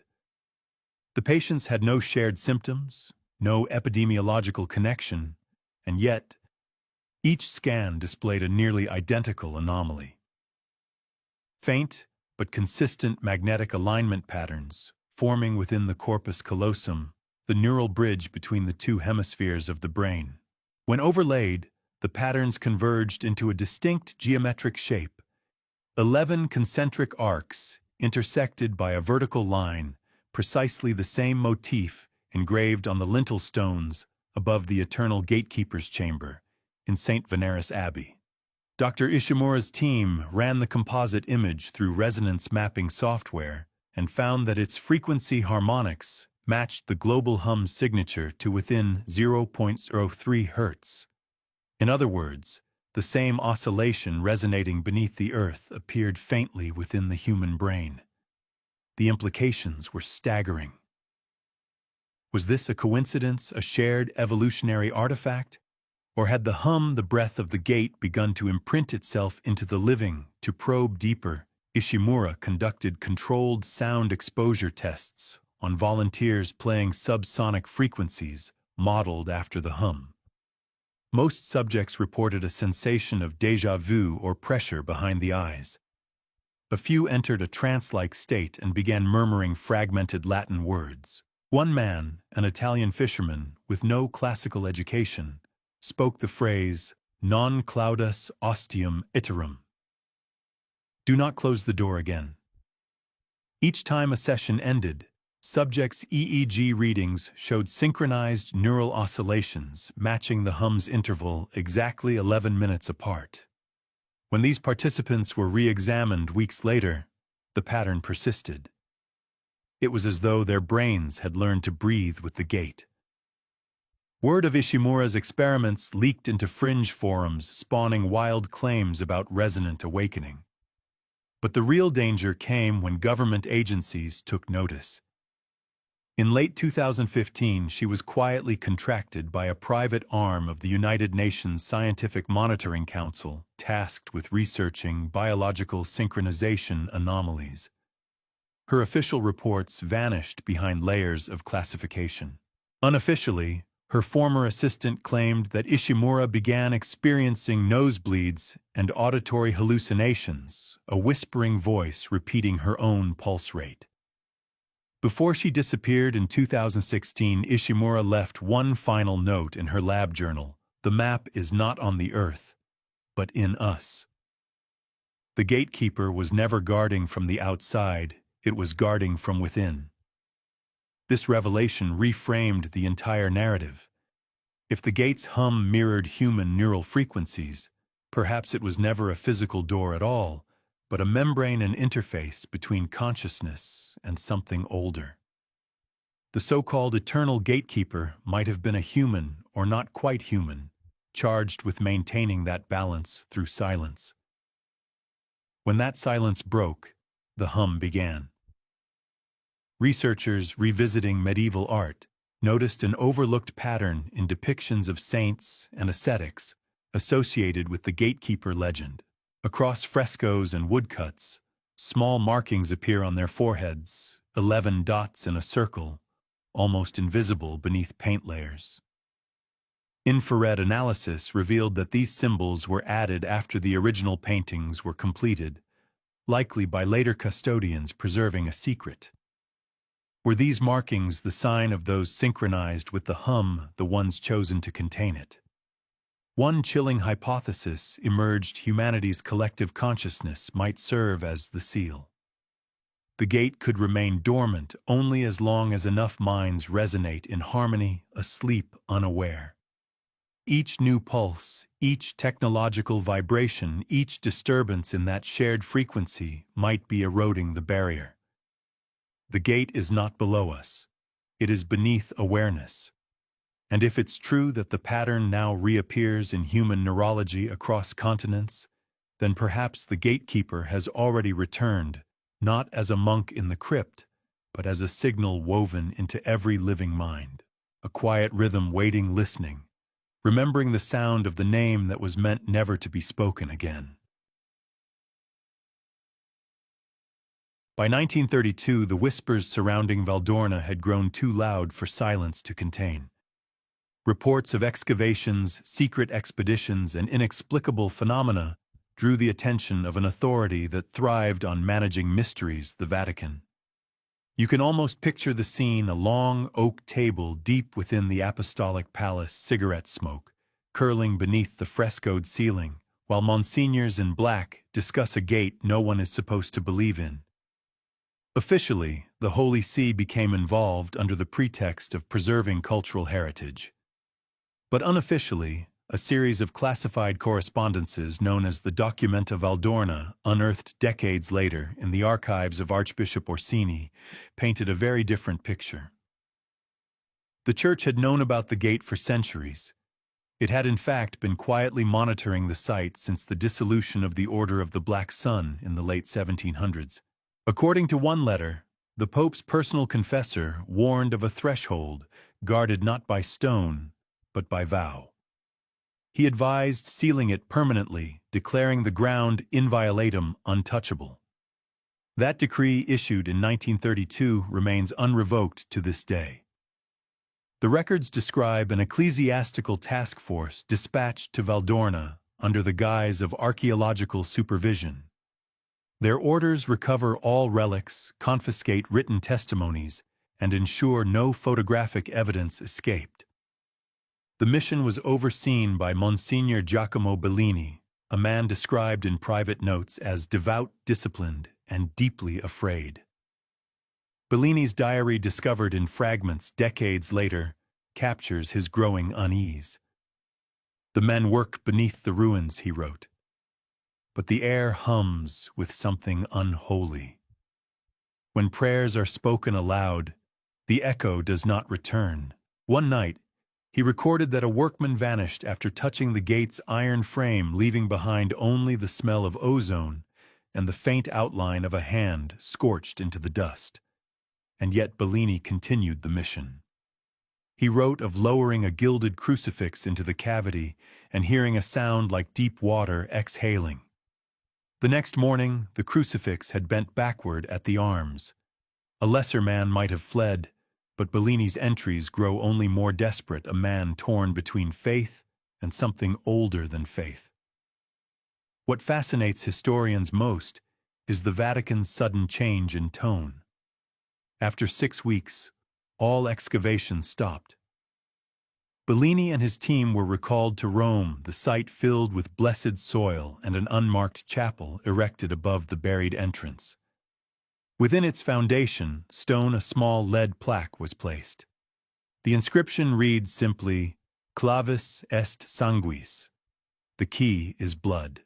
That same year, the Congregation for the Doctrine of the Faith issued a secret memorandum forbidding clergy from discussing gates' thresholds or seals in sermons or confessionals. It was as though the Church feared words themselves might reopen what they had just buried. But not everyone complied. One priest, Father Matteo Serra, refused to sign the silence oath. In 1933, he published a pamphlet titled "The Door That Breathes." It was immediately condemned as heresy. The printing press was seized, and Serra was excommunicated. Weeks later, he was found in his parish crypt, hands folded, eyes burned white, and lips parted, as if still praying. The autopsy was inconclusive, but the attending physician noted a strange metallic residue along his teeth, an alloy that defied standard analysis. Decades later, metallurgists identified trace elements of orichalcum, the same mythical metal used in the gate's construction. How it reached Serra's mouth remains unanswered. Modern Vatican historians admit privately that the Documenta Valdorna remains a source of discomfort. One cardinal described it as a wound we cannot confess. Another, speaking anonymously to a journalist, said the decision to seal the site was not based on superstition, but on measured experience. Perhaps most striking is a handwritten marginal note added to Bellini's final report. In red ink beside the word inviolatum, someone scrawled, "It was not the gate that required sealing, it was the silence." And so the Church's intervention became not merely an act of containment, but a theological paradox. To acknowledge the gate would risk validating heresy. To deny it risked reopening it. The solution, a silence enforced by faith and fear, became its own kind of prayer. Even now, pilgrims occasionally visit the ruins of that chapel in Valdorna. They kneel before its crumbling altar, unaware of what lies beneath. Locals say that if you whisper a confession there after midnight, the echo answers not with words, but with breath long and steady, as though the gate itself is listening. Centuries of authority have turned this secret into ritual, but the hum persists. It seeps through prayers, through the walls of Rome, through the unspoken places of belief. And deep beneath the marble silence, the gate waits patient, as faith eternal as guilt. The Vatican may have silenced the stones, but silence has a way of echoing through blood. The story of the Eternal Gatekeeper didn't end with the sealing of the chapel in 1932. It simply changed form, slipping into the veins of those who once vowed to protect it. When the Order of the Black Sun was disbanded in the late 18th century, its members didn't all vanish. Some took new names, new vows, and new lives scattered quietly across Europe. By the mid-20th century, genealogists and amateur historians began noticing a strange thread linking several old families across northern Italy and southern France, a series of surnames that kept reappearing in local church registries, each one derived from the Latin custos, meaning keeper. The trail began with one such family, the Cost family of Liguria. Their ancestral crest, recorded in a 1641 heraldic register, features a silver gate overlaid by a black sunburst. At first it seemed like coincidence, an artistic flourish perhaps.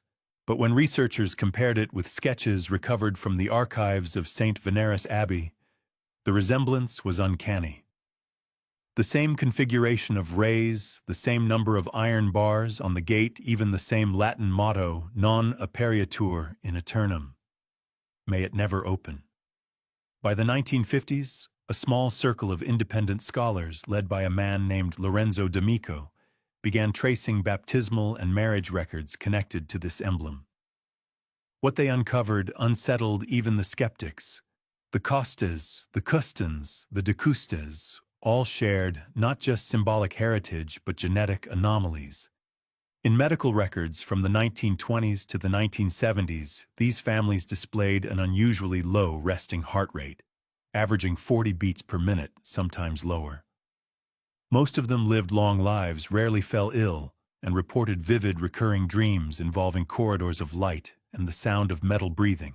One of D'Amico's interviews, recorded in 1957, captures an elderly woman named Beatrice Cust, recalling a story her grandmother told her. "We were told to never go near the valley.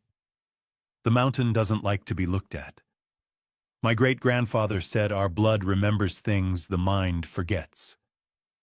Her words were dismissed as folklore, but later examination of parish records showed her family line could indeed be traced directly to a monk named Aurelius Custe, one of the last initiates of the Order of the Black Sun before its dissolution. What makes this lineage so haunting is how deliberately hidden it was. In 1794, after the fire that destroyed St. Veneris Abbey's archives, an edict was quietly issued through the Papal States, requiring the reassignment of monastic surnames. Dozens of brothers were released from their vows and told to integrate into civilian life, adopting new family names derived from Latin or local dialects. The purpose officially was to protect the faithful from persecution. But the pattern suggests something else entirely: a managed dispersal, as if the guardians themselves were being scattered like seeds. When modern genetic testing became widespread in the 1990s, D'Amico's surviving notes were re-examined by a small research team from Turin. They located living descendants of the custodian bloodline, now numbering fewer than 200 individuals across Europe. Their findings remain unpublished, but one leaked excerpt from a confidential report reads, "Markers indicate an unusual consistency in mitochondrial DNA resistant to mutational drift across centuries. Possible artifact of isolated lineage or deliberate breeding control." One of those descendants, interviewed under the pseudonym Mara, claimed that her father would wake in the middle of the night, sit upright, and whisper, "The hum is louder tonight." When asked what he meant, she said he believed their family carried the echo of the gate inside them. His heartbeat, she explained, would synchronize with a distant pulse he swore he could hear in the quiet. The idea sounds absurd, until you recall the modern geophysical data gathered near Valdorna, the same rhythmic vibration repeating every 88 seconds like a subterranean heartbeat. Coincidence, perhaps, but the resonance between legend and biology unsettled even hardened scientists. One obscure Vatican memorandum from 1954, declassified decades later, mentioned familia custos. It instructed regional dioceses to maintain contact with certain bloodlines for spiritual oversight. No explanation followed, but attached to the directive was a small handwritten prayer in Latin: "May their silence endure until the stone breathes its last." Scholars disagree on whether this was symbolic or literal. Yet the wording mirrors a line from the custodian's testament, the same fragment first examined in section 13. "The silence is the seal. When it breaks, so too shall the world." Among the most disturbing revelations came from census archives in Valdorna itself. Between 1900 and 1970, at least 7 families bearing derivations of the Keeper surname reported mysterious disappearances, individuals who left home during winter months and never returned. Their possessions were untouched, their money unspent. One police record even noted subjects described as entranced or drawn by a sound in the valley. None were ever found. D'Amico's final entry in his research log reads like a confession. "Perhaps they are not descendants at all," he wrote. "Perhaps they are fragments, echoes of one who never died. Maybe the Keeper did not vanish, but divided." It's easy to dismiss that as poetic melodrama, but then again, so much of this story blurs the line between metaphor and inheritance. And if you stand in the quiet villages around Valdorna even today, you may meet someone with eyes that seem too old, a pulse that beats too slow, or a way of listening to silence as if expecting it to answer back. Whether by chance or by design, the gate's guardians may still walk among us, living reminders of a vow no one remembers taking. By the mid-20th century, faith gave way to geopolitics, and the gate slipped from the hands of monks into the grasp of men in uniforms. The Cold War had turned curiosity into currency. Every anomaly was a potential weapon. Somewhere between the race for the atom and the race for the moon came another quieter race, the one to possess whatever pulsed beneath Valdorna. In 1951, a small note buried inside a declassified CIA memorandum caught a historian's eye. It referenced Project Gatekeeper, possible dimensional convergence site, northern Italy, initial assessment requested. The memo's tone was bureaucratic, almost sleepy, yet the words "dimensional convergence site" landed like static on the page.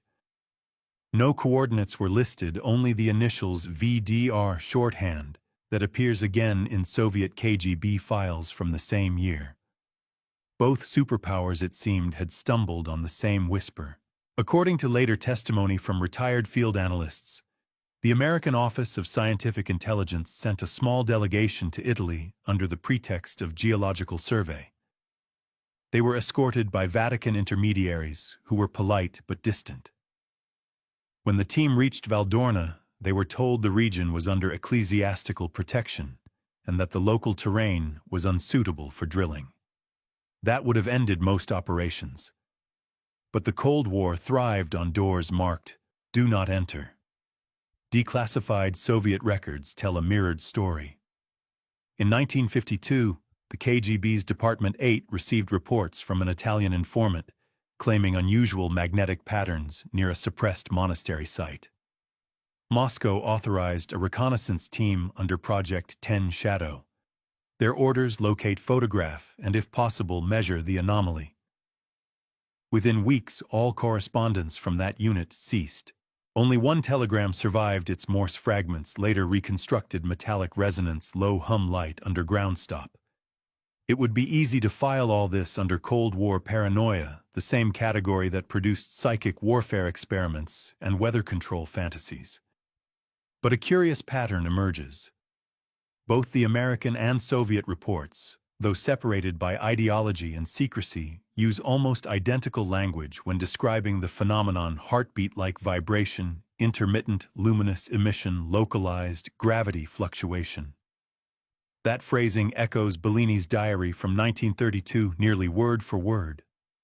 One American field note, handwritten in pencil, stands out for its eerie simplicity. "If this is a gate, we should be careful which side we're on." The author was listed only as Dr. M.R.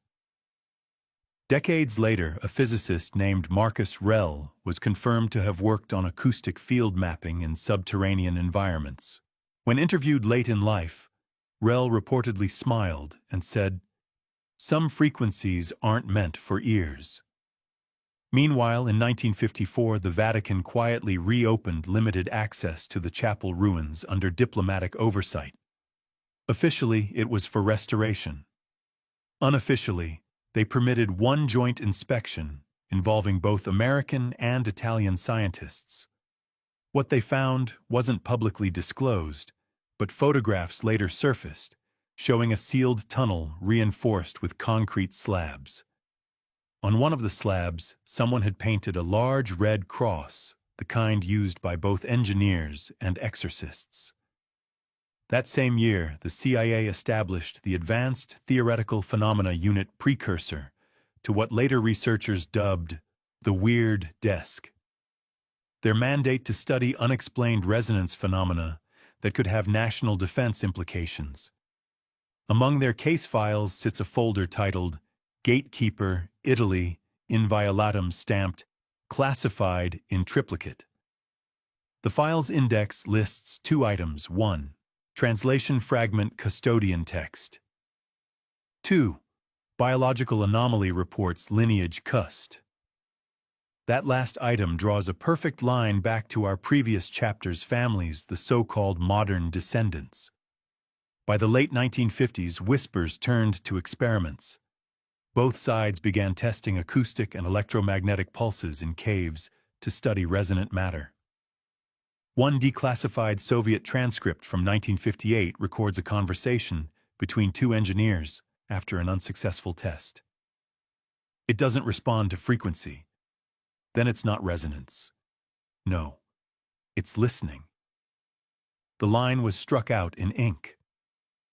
During this same period, villagers around Valdorna began reporting strange visits, men in dark coats asking about old legends, offering payment for local folklore. One farmer claimed he was asked if he'd ever heard the mountain breathe. Another said they bought every scrap of parchment mentioning a gate, then burned them. Even the parish priest was questioned, and afterward he refused to speak of it ever again. Officially, both the CIA and KGB closed their dimensional anomaly projects by the early 1960s. Unofficially, fragments lingered. A U.S. Air Force report from 1962 mentions ongoing cooperation with ecclesiastical authorities regarding subterranean resonance containment. In Moscow, Project Shadow reappears in budget ledgers until 1964, when its funds were redirected to something called Operation Silence. When the Iron Curtain finally cracked decades later and archives opened like forgotten tombs, historians were astonished to find that both sides' enemies and everything else had drawn the same conclusion in their classified notes. Subject cannot be opened. Subject must remain undisturbed. You can almost sense the frustration in those words. For the scientists of the atomic age, there was nothing more intolerable than a mystery they couldn't dissect. Yet both empires, after decades of obsession, walked away from the same mountain, leaving their instruments behind, like offerings to an unseen god. Still, one chilling detail links the end of those operations. In January 1964, seismic monitors across northern Italy recorded a brief tremor localized entirely beneath Valdorna. The vibrations matched the same 88-second rhythm first detected in the 1930s, only this time the amplitude doubled. When questioned, a retired geophysicist muttered, "It wasn't the Earth moving. It was the gate breathing in." Decades later, during another winter solstice, local children reported hearing what they called songs under the snow. They said it sounded like someone counting slowly again and again. Some things, it seems, survive every kind of war. When modern geophysicists first trained magnetometers and ground-penetrating radar across the Valdorna Plateau, they were doing what scientists do best: look where others feared to look and complain about the weather while doing it. The established historical fact that makes their work possible is simple and mundane. The region is geologically complex part of the Apennine thrust system, folded and faulted by millennia of tectonic events. That complexity explains why earlier explorers kept tripping over unexpected cavities, mineral veins, and sudden changes in bedrock. Geology gives you surprises. The archive gives you names for them. The problem wasn't that the instruments found something odd. Mountains have weirdness in abundance. It was that the anomaly behaved with a composure that felt deliberate. The scans revealed a set of subsurface reflections, concentrated roughly 200 meters below what used to be the abbey floor, a near-circular structure mapped as a dense metallic shell within a void. The initial press release from the university team called it an anomaly of unusual conductivity.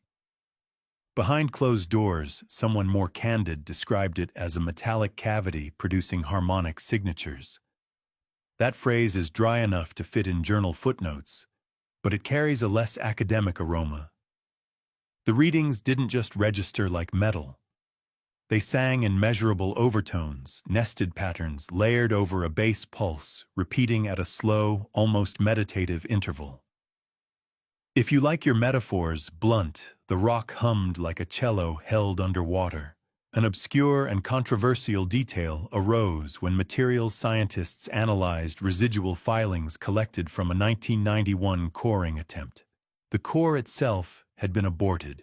When instruments failed in sequence compasses, spun tape recorders melted their plastic covers, and a camera's shutter refused to close. The filings, however, were too small to be purely geological and contained micro-traces of magnetite with an atypical crystalline alignment. That alignment, when tested under polarized light, interacted with electromagnetic excitation to produce minute piezoelectric displacements, tiny shifts in shape that, when synchronized across a large surface, could plausibly emit infrasonic energy. In plain terms, the stone wasn't just rock. It had a structured reactive lattice. Some materials scientists proposed the mundane hypothesis that hydrothermal processes and mineral deposition created a naturally resonant formation. Others, less patient and more poetic, argued that the pattern indicated ancient deliberate construction, an engineered cavity whose walls had been reinforced with a trimetallic composite to behave as a kind of resonant chamber. Here you find the open question scholars still debate. Is the subterranean resonance a product of nature tuned by geological happenstance, or a manufactured system crafted by people whose technology, whether by metallurgy, acoustic insight, or something else, exceeded conventional medieval craft? the evidence refuses to let you choose easily. Radiometric dating of organic residues embedded in a thin seam between ringed strata gave dates centering around the 13th century, which aligns uncomfortably well with the Chronicle of Saint Veneris and the timing of the Gatekeeper narratives. Coincidence is a charitable hypothesis until you tally the coincidences, medieval manuscripts. Speaking of metals, thrice-bound alchemical recipes referencing mercury and strange alloys, a local myth that names Aelricus, and now a geophysical structure whose inner geometry matches diagrams found in palimpsest's unassuming lines that under ultraviolet interrogation resolve into concentric rings. Controversy deepens when you bring in the Cold War files we discussed earlier. Intelligence reports from both East and West recorded similar electromagnetic interference near the same coordinates in the 1950s and 1960s. Engineers at the time wrote of instrumental noise correlating with harmonic emission, which in their memos translated to an inability to get clean data. The technology of the era was rudimentary by today's standards, but the recorded patterns echoed the 88-second interval miners had reported a century earlier. That persistence across centuries is the sort of detail that makes historians itch. It's also the detail that keeps grant committees from sleeping. A curious and often ignored piece of evidence is the magnetic orientation anomalies reported in the 1970s by a team using early squid magnetometers, ultra-sensitive devices that can detect minute changes in magnetic flux. Adjacent to the mapped metallic cavity readings showed directional shifts that suggested a rotating field rather than a static deposit. Physicists who examined the data offered two hypotheses: a geologic dynamo driven by fluid movement within fissures, or a rotating ferromagnetic structure embedded within the cavity. The latter would imply something intentionally installed, because nature rarely winds iron into a regulated spin that stays perfectly timed for centuries. Admitting the second hypothesis invites metaphors you promised yourself you wouldn't use in a grant application: gears under rock, a slow clock buried beneath an abbey. Engineers love metaphors only slightly less than they love equations. You'll notice a callback here to Father Duré's 17th century description of a breath without wind, and Belandi's early 20th century observation that the shards he held sang.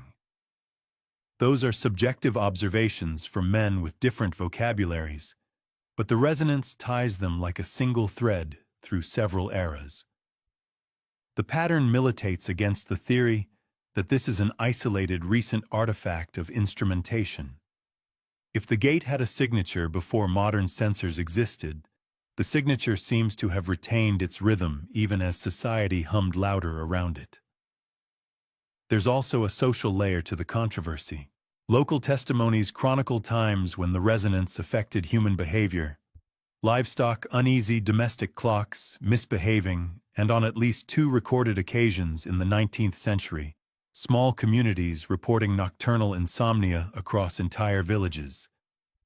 Anthropologists propose a psychosomatic explanation: shared expectation and rumor causing collective sleep disruption. Neurologists following Ishimura's leads temper that claim with data showing how infrasonic stimuli can influence human mood and perception. The science suggests that low-frequency vibration may not need to be audible to exert effects. Imagine a sound your ears can't hear but your body recognizes. That's where the old custodian's insistence on silence acquires a new gravity. Perhaps silence wasn't a denial of noise, but a refusal to build harmonics that could interact with the subterranean pulse. You'll also find quieter ironies in the records. Every time a government or institution attempted to instrument the site, their presence altered the readings. More microphones, more power lines, more calibration pulses. Each action modulated the very signal they sought to understand. The pattern looks disturbingly like an experiment that collapses under observation. The curious paradox that the gate's response adjusted to being watched. Scientists hate when their instruments influence the subject, but in Valdorna it looks less like measurement error and more like a kind of polite reciprocity. If you poke the stone, it listens and answers on its own timetable. Humor helps here because otherwise the data is claustrophobic. Engineers joked in private memos that the mountain was a picky audience, and one grad student rounding third espresso for his thrice-broken instrument scrawled in a lab notebook, "Do not wake the mountain before coffee." A second joke followed weeks later when a very solemn seismologist suggested deadpan that the mountain's rhythm would make a poor metronome because it refuses to sync to anything human-made. A third wry aside appears in an old field journal: if the gate has a mood, it is the weather. So what do you take away from the subterranean resonance first? That something below Valdorna is rhythmic on a deep timescale, and second, that the rhythm interacts with materials and minds in ways that defy simple categorization. Whether you prefer the comfort of a natural explanation or the spice of an engineered one, neither fully accounts for the historical continuity. Medieval testimonies, minor reports, Cold War memos, and modern magnetometer arrays all point to a persistent, patterned presence. The safe academic answer is to call for more data. The less safe, more human answer is to listen quietly, as the ancients did, and note that whatever breathes beneath the stone seems to insist upon being acknowledged on its own terms. Beneath the sleeping hills of Valdorna, the hum was never truly silent. In 2011, when the geophysical teams first lowered seismic microphones into the borehole near the old monastery foundations, they expected random tectonic murmurs, the kind that mountains whisper to themselves when no one listens.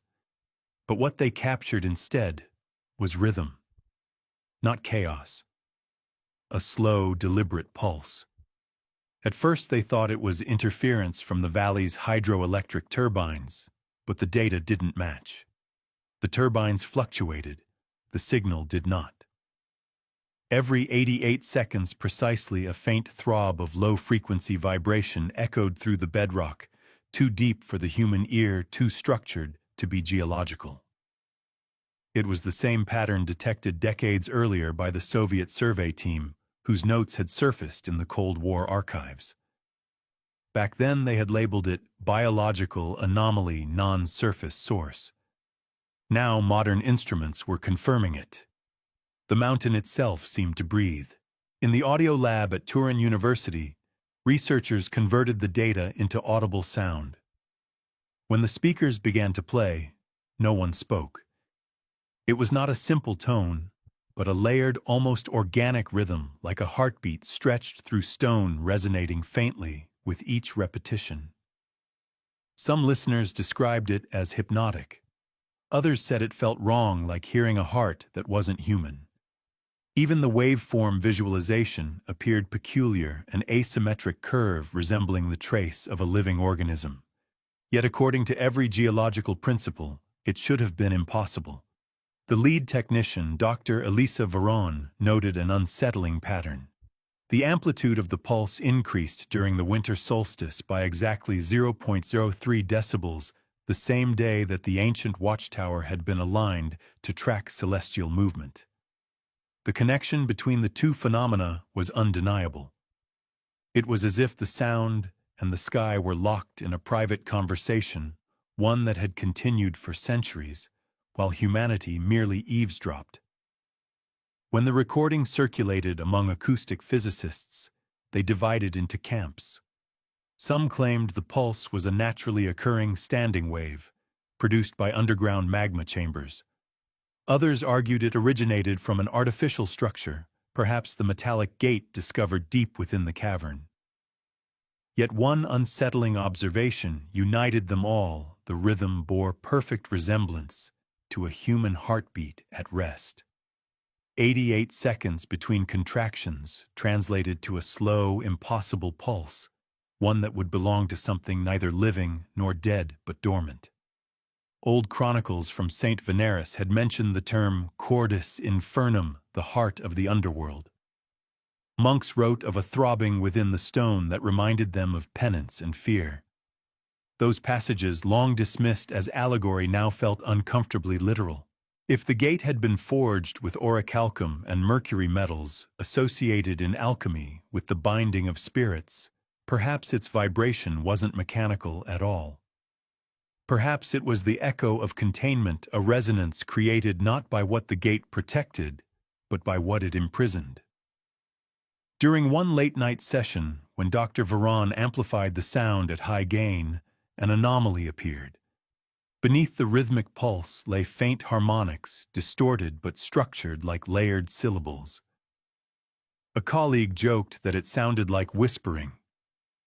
When analyzed through spectrographic mapping, the harmonics formed repeating intervals consistent with human phonetics. Not words exactly, but cadence and imitation of language without language. The team dismissed it as pareidolia, the brain's tendency to find patterns in noise. Still, the whisper lingered in their thoughts long after they turned off the speakers. The Vatican's archival liaison, Father Corvi, was less skeptical. He visited the laboratory unannounced, listened once, then requested the recording's deletion under ecclesiastical authority. He left behind a single envelope labeled Inviolatum Custodia Sonus. Inside, a Latin fragment translated as, "The gate's heart will echo until silence is deserved." Whether it was warning or prophecy, no one could tell. After Corvi's visit, the university lab suffered an unexplained systems crash. Every copy of the audio vanished, backups, cloud servers, even personal drives. Only handwritten notes remained describing the waveform and its precise cycle. The technicians swore they'd heard a final echo seconds before the shutdown, one extra pulse louder than any before, followed by absolute silence. In the valley below, however, the shepherds said the ground trembled that night. They heard it through their boots, a soft, steady thud like a second heart beneath the mountain's own. The tremor lasted less than a minute, then faded into calm. One old man crossed himself and said the gate had reminded them it was still awake. The following spring, seismic activity returned to normal. The mountain's hum resumed its pattern, one beat every 88 seconds, unwavering, eternal. The scientific world labeled it an unresolved anomaly, archived it, and moved on. But locals tell another story. They say the sound isn't a warning, it's a promise. The gate keeps time not for us, but for whatever waits behind it, marking the centuries, like seconds counting down until the last pulse fades or accelerates. Some nights when the valley is silent and the wind curls around the old abbey's ruins, the earth's vibration carries through the soil and into the bones.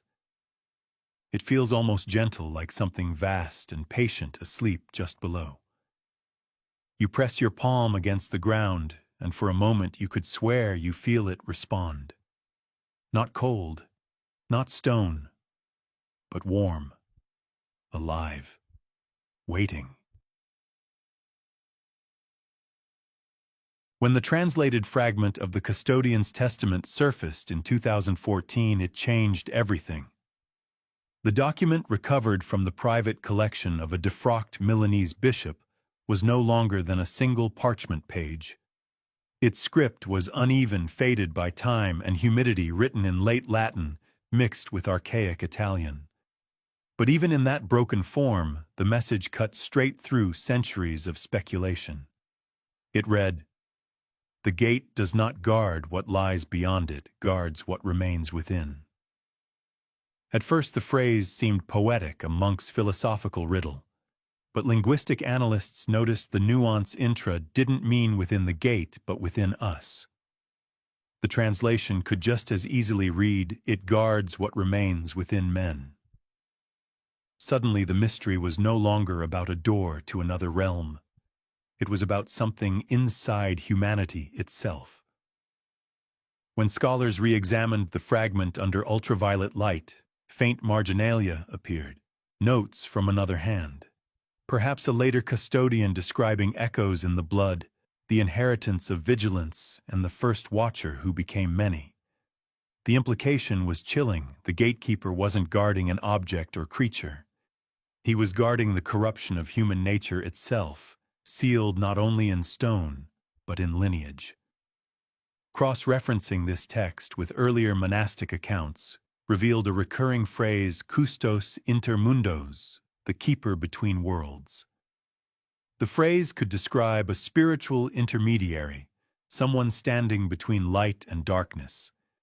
Yet another translation fits more disturbingly well, the one who stands between the world and itself. It hints at containment, as though the gate's function was to prevent something human but no longer humane from spreading outward. Historians recalled the strange physiological detail from the mummified monk unearthed centuries later, the DNA that predated known human history. If the gatekeeper's bloodline preserved an ancient mutation, perhaps the message was less allegory and more confession. The gate might not only seal away a power, it might seal away the origin of it, locked inside a body buried beneath the abbey to ensure it never replicated. Audio engineers compared the phrasing of the Testament's final line to the frequency pattern recorded in the sound of the gate. Astonishingly, the waveform's peaks matched the rhythm of the written syllables. It was as if the text itself had been designed to resonate with the gate's pulse, the heartbeat, and the prayer moving in synchrony. Some whispered that the gate wasn't just a prison, but a ritual one requiring constant maintenance through vibration language and memory. A Vatican archivist, when asked to comment, replied only once. The prayer keeps the heartbeat steady. Should the prayer cease, the heart will wake. Then he refused to speak again. In the surviving notes of the St. Veneris monks, one marginal passage mentions a warning sent to the emperor. He who opens the gate shall open the flesh of mankind and behold its oldest wound. That phrasing, deliberately obscure, now resonates with unsettling clarity. Perhaps the gate doesn't contain a demon or divine relic, but the echo of humanity's first fracture, the metaphysical scar of separation from something greater. To open it would be to let that ancient absence spill back into the world. And yet within that grim interpretation lies something tender. If the gatekeeper's task was to preserve the boundary between humanity and its lost shadow, then his watch was an act of mercy. He wasn't imprisoning the world, he was protecting it from remembering too much. The resonance, the oath, the lineage, all could be part of a long, weary lullaby meant to keep something vast asleep. When the Testament fragment was finally locked away in Rome, a final note was added to its file by the current custodian of the St. Veneris relics. It read only, "The heart still beats. We still listen." And in that single line you can almost hear the centuries breathing a rhythm that does not end, a message carried not through words, but through time itself, whispering beneath stone, beneath history, beneath us. It began with a tremor, not the kind that shakes walls or topples stones, but a faint trembling vibration that only instruments could hear. In 2016, during a stabilization project on the lower slopes of Valdorna, a subsurface scan revealed an anomaly beneath a ruined chapel, a void exactly 4 meters wide, sealed by a perfectly circular slab. The engineers assumed it was an unused crypt. The church records called the structure Dormitorium Custodes, the Keeper's Rest. When archaeologists descended, they found a staircase carved from obsidian black stone, its steps unmarked by chisel or erosion. The air grew colder with every meter. At the bottom lay a chamber that seemed untouched since the Middle Ages. Its walls bore the familiar trinity of metals, iron, mercury, and orichalcum. And at the center, resting atop a raised platform, was a sarcophagus of translucent mineral, not quite crystal, not quite glass. Inside, curled in a posture of eternal prayer, was a mummified monk. His robe matched those of the Saint Veneris order, but the texture was wrong, the weave too fine, almost metallic. His right hand was clenched around an object fused to the skin, a large iron key, its teeth melted into the bone itself. The key's metal shimmered with 3 colors depending on the light, like oil floating on water. Forensic metallurgists confirmed what was previously thought impossible: the alloy contained traces of orichalcum, the same mythical material used in the gate's construction. The body was extraordinarily preserved. Carbon dating placed it around the early 14th century, but DNA analysis defied classification. The mitochondrial pattern shared markers with modern humans, yet several sequences had no known counterpart, not in any catalogued species. The result prompted one researcher to note half-jokingly, "Either we're looking at contamination or evolution took a wrong turn in this tomb." A faint residue of mercury was found along the sarcophagus edges, the same element the monks described as a purifier between worlds. When ultraviolet light was cast over the walls, hidden inscriptions appeared written in looping Latin script, "Custos mane donec cor taceat." The keeper remains until the heart falls silent. As the chamber was examined, something else emerged: a second layer of carvings beneath the visible ones, older and rougher. They depicted a human figure standing before a circular door, his hands extended in both supplication and warning. Around him, a pattern of spiral glyphs radiated outward, each corresponding to the mathematical ratios found in the gate's metallic resonance. The figure's eyes had been deliberately scratched out. It was the forensic anthropologist, Dr. Anton Leclerc, who noticed the strange anomaly during imaging. The gatekeeper's cranial structure bore minor asymmetries, an elongated skull base subtle but real.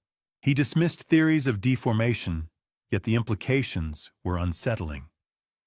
When cross-referenced with the DNA irregularities, one possibility arose: that the man buried here wasn't entirely human, or perhaps more precisely, not entirely of our time. As word spread, the Vatican intervened quickly. The tomb was sealed again under canonical decree, its contents declared inviolatum. But before access was revoked, Dr. Leclerc recorded a final observation. The sarcophagus lid vibrated faintly, imperceptible to the naked eye, but measurable through laser interference. The frequency, exactly 1 beat every 88 seconds, the same pulse recorded beneath the mountain. That synchronization could not be coincidence.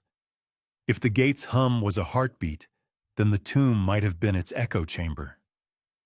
The keeper's remains were resonating in perfect sympathy with the underground gate, as if the two were linked through some unseen conduit, or as if one kept the other alive. A night watchman later reported a disturbing detail. On certain nights, when the valley's wind grew still, he could hear a faint sound from beneath the chapel floor, a dry metallic click like a key turning inside a lock. Always once. Always after 88 seconds. For centuries, the legend said the Eternal Gatekeeper was cursed to stand watch until his flesh turns to dust. But now the evidence suggested that even in dust, the watch continued. The key in his hand might not have opened the gate. It might have bound it shut. And if so, the lock still held for now. Standing before that sealed chamber, one could almost sense the paradox: a man both dead and not done, guarding not an object, but an idea. A silence preserved in metal heartbeat and faith. Whatever the gate imprisons, it still recognizes its keeper. And somewhere deep within that mineral coffin, the faint vibration hums on, patient, steady, waiting for the last watcher to rest. It appeared in 1979 in the possession of a retired Swiss horologist named Emil Strauss. He claimed to have discovered it in an antique shipment from an abandoned monastery in northern Italy. The object was a pocket watch, but not like any known design. Its case was forged from a dull golden metal that refused tarnish. Around the inner rim in microscopic etching ran a repeating inscription: Tempus non transit sed respirat, time does not pass, it breathes. Strauss spent the rest of his life trying to understand how it worked. The mechanism contained no mainspring, no gears in the traditional sense. Instead, it revolved around a set of concentric discs, each etched with spirals resembling magnetic wave patterns. When the watch was held near a strong electromagnetic field, the central disc began to turn slowly, as if animated by some internal pulse. The movement was impossibly precise, one full rotation every 88 seconds. What fascinated Strauss most was the sound. He wrote in his notebook, "When pressed to the ear, it beats like a human heart, deliberate, unwavering, unending." No matter how many times he disassembled the device, the pattern persisted, as if the mechanism remembered its rhythm after being taken apart. He called it the broken chronometer, though it was never truly broken, merely incomprehensible. After Strauss's death, the watch disappeared from auction records. It resurfaced in 2003, held in a private collection belonging to the Heliotrope Foundation, a shadowy research group rumored to study temporal anomalies connected to pre-modern artifacts. Photographs leaked from the collection show the chronometer suspended in a vacuum case, its hands permanently fixed at 004400, the precise midpoint between two rotations of the gate's measured frequency. Acoustic testing conducted by anonymous researchers revealed a disturbing correlation. The sound signature of the watch matched in amplitude and wave pattern the subterranean hum recorded beneath Valdorna. The same 88-second rhythm. The same spectral decay. When the frequencies were played in phase, the signals canceled each other out entirely, as if the watch was designed to silence the gate. One physicist described it as a tuning fork built for reality itself. Another suggested it could act as a temporal regulator, a device engineered to counteract fluctuations caused by the gate's oscillations. But who in the 14th century could have conceived of such a mechanism? Theories diverged wildly. Some claimed it was a relic created by the monks meant to measure divine cycles. Others proposed a more radical notion that the watch was brought back, a remnant from the future displaced into the past through the gate itself. The alloy composition deepened the mystery. Laboratory analysis found traces of isotopes that do not occur naturally on Earth. Their atomic weights shifted, as if exposed to intense gravitational compression. Yet perhaps the most unsettling discovery came during a midnight test. When exposed to the infrared beam used to measure its surface vibrations, the chronometer emitted a single faint burst of sound, a whisper of frequencies beyond human hearing. When slowed and transposed into the audible range, it formed a voice. Only two words were discernible. Custos vigilat, the keeper watches. Since then, every attempt to replicate the experiment has failed. The sound never returned. The watch remains dormant, ticking silently in its glass cage. But sensors nearby still detect the faint electromagnetic pulse repeating inevitably every 88 seconds. Some researchers believe the chronometer serves as a counterbalance, preventing the gate's heartbeat from accelerating. Others think it's a beacon, a device calling for its missing half. Either way, it sits now under armed guard within the sealed archive of the Heliotrope Foundation, its case reflecting the dim red light of the laboratory. And there it waits, frozen in its endless cycle, bridging centuries and silences. To those who've stood near it, there is a feeling not of time passing, but of being observed by it. As if somewhere behind the hum of the metal and the quiet tick that never ends, something still listens and counts. For centuries, legends spoke of the gate as a myth, a symbol of faith or a curse born from fear. But as evidence converged, The monk's diaries, the harmonic pulse, the chronometer, one possibility emerged that bridged myth and physics. The Eternal Gate may not have been a doorway in the architectural sense, but a dimensional threshold, a fixed coordinate where the boundaries between temporal states blur. The rhythmic hum, measured precisely at 88 seconds, suggested a cyclical anomaly, not random vibration. Physicists recognized it as a resonant interval tied to the Earth's Schumann frequency, magnified by subterranean crystal structures. In simpler terms, the mountain beneath St. Veneris might act as a natural oscillator, amplifying ambient electromagnetic energy until it folds space-time upon itself. The gate, then, could be the stabilized epicenter of this distortion, a time-standing wave. Historical documents described pilgrims who vanished near the site, only to reappear decades later unchanged. To the medieval mind, these were miracles. To modern theory, they could represent temporal displacement, brief localized tears allowing matter to move outside of linear time. The gatekeeper's role, preserved through the custody bloodline, may have been to monitor and contain these fluctuations. Their ritual chants, once dismissed as superstition, might have functioned as sonic stabilizers, rhythmic tones, synchronizing the gate's pulse with human biological resonance. The broken chronometer in this context becomes more than a relic. Its perfect synchronization with the gate's heartbeat implies it was engineered or adapted to control the anomaly. The monks may have built it after centuries of observation, embedding the resonance into metal to maintain equilibrium. When it stopped, when the mechanism froze at 044 km, the hum beneath Valdorna grew louder. The equilibrium fractured. But deeper questions remain. If the gate is indeed a temporal node, what lies on the other side? Satellite imagery shows a magnetic anomaly exactly beneath the abbey's collapsed altar, a void spherical 15 meters wide, emitting a faint but continuous EM signature, identical to the chronometer's pulse. Dr. Moretti once speculated this void wasn't absence but compression, a region where time itself folds infinitely inward, like the eye of a storm. In his final notes, written days before he vanished, Moretti wrote a single sentence. The gatekeeper was never guarding against something entering. He was guarding against something leaving.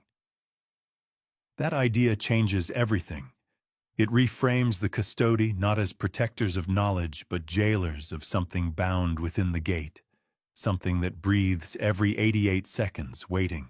If the chronometer was built to suppress the gate's rhythm, then each interruption of its pulse could be an act of containment, a heartbeat held back.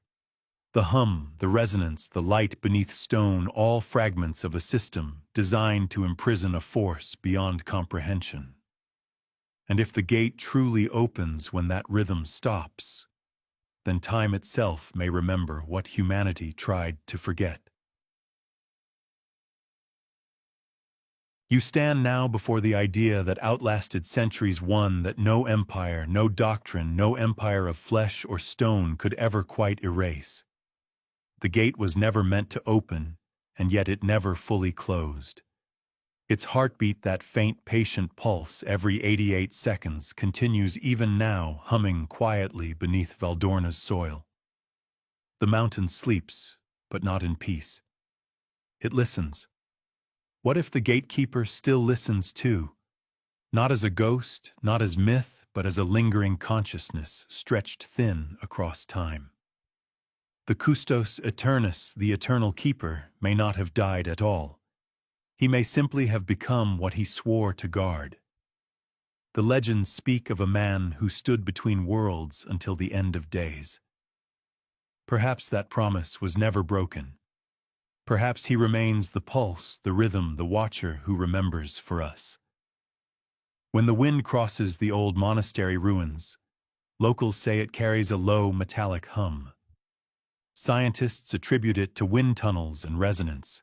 Believers call it his breath. Somewhere deep below, encased in rock, the gate glows faintly, not from light, but from pressure from memory. It is said that if you stand there long enough and slow your own heartbeat to match its tempo, you might feel another rhythm align with yours, a presence ancient and calm, pressing gently against the edges of your awareness. That's when most people step back, but not all. Some claim that if you breathe in sync with the gate's pulse, you will hear a whisper. Not in words, not in sound, but in understanding. It says simply, "Rest. I am watching." And maybe that's all the legend ever wanted to tell us, that the gatekeeper's duty was never to guard against the unknown, but to protect us from it. To hold vigil forever unseen, ensuring the heartbeat beneath the earth never falters. So tonight, as you drift towards sleep, imagine that hum, deep, slow, steady. Imagine the gate beneath the mountain, sealed in silence, the last echo of a vow made beyond time. Let it fade into your breath, into your pulse, until you cannot tell which is yours and which belongs to him. Because in the end, perhaps he never left. Perhaps, as the monks wrote, he became the gate, and the gate became the world. And as long as the hum continues, so does his watch, quiet, patient, eternal. Sleep now. The keeper still stands. The gate remains closed.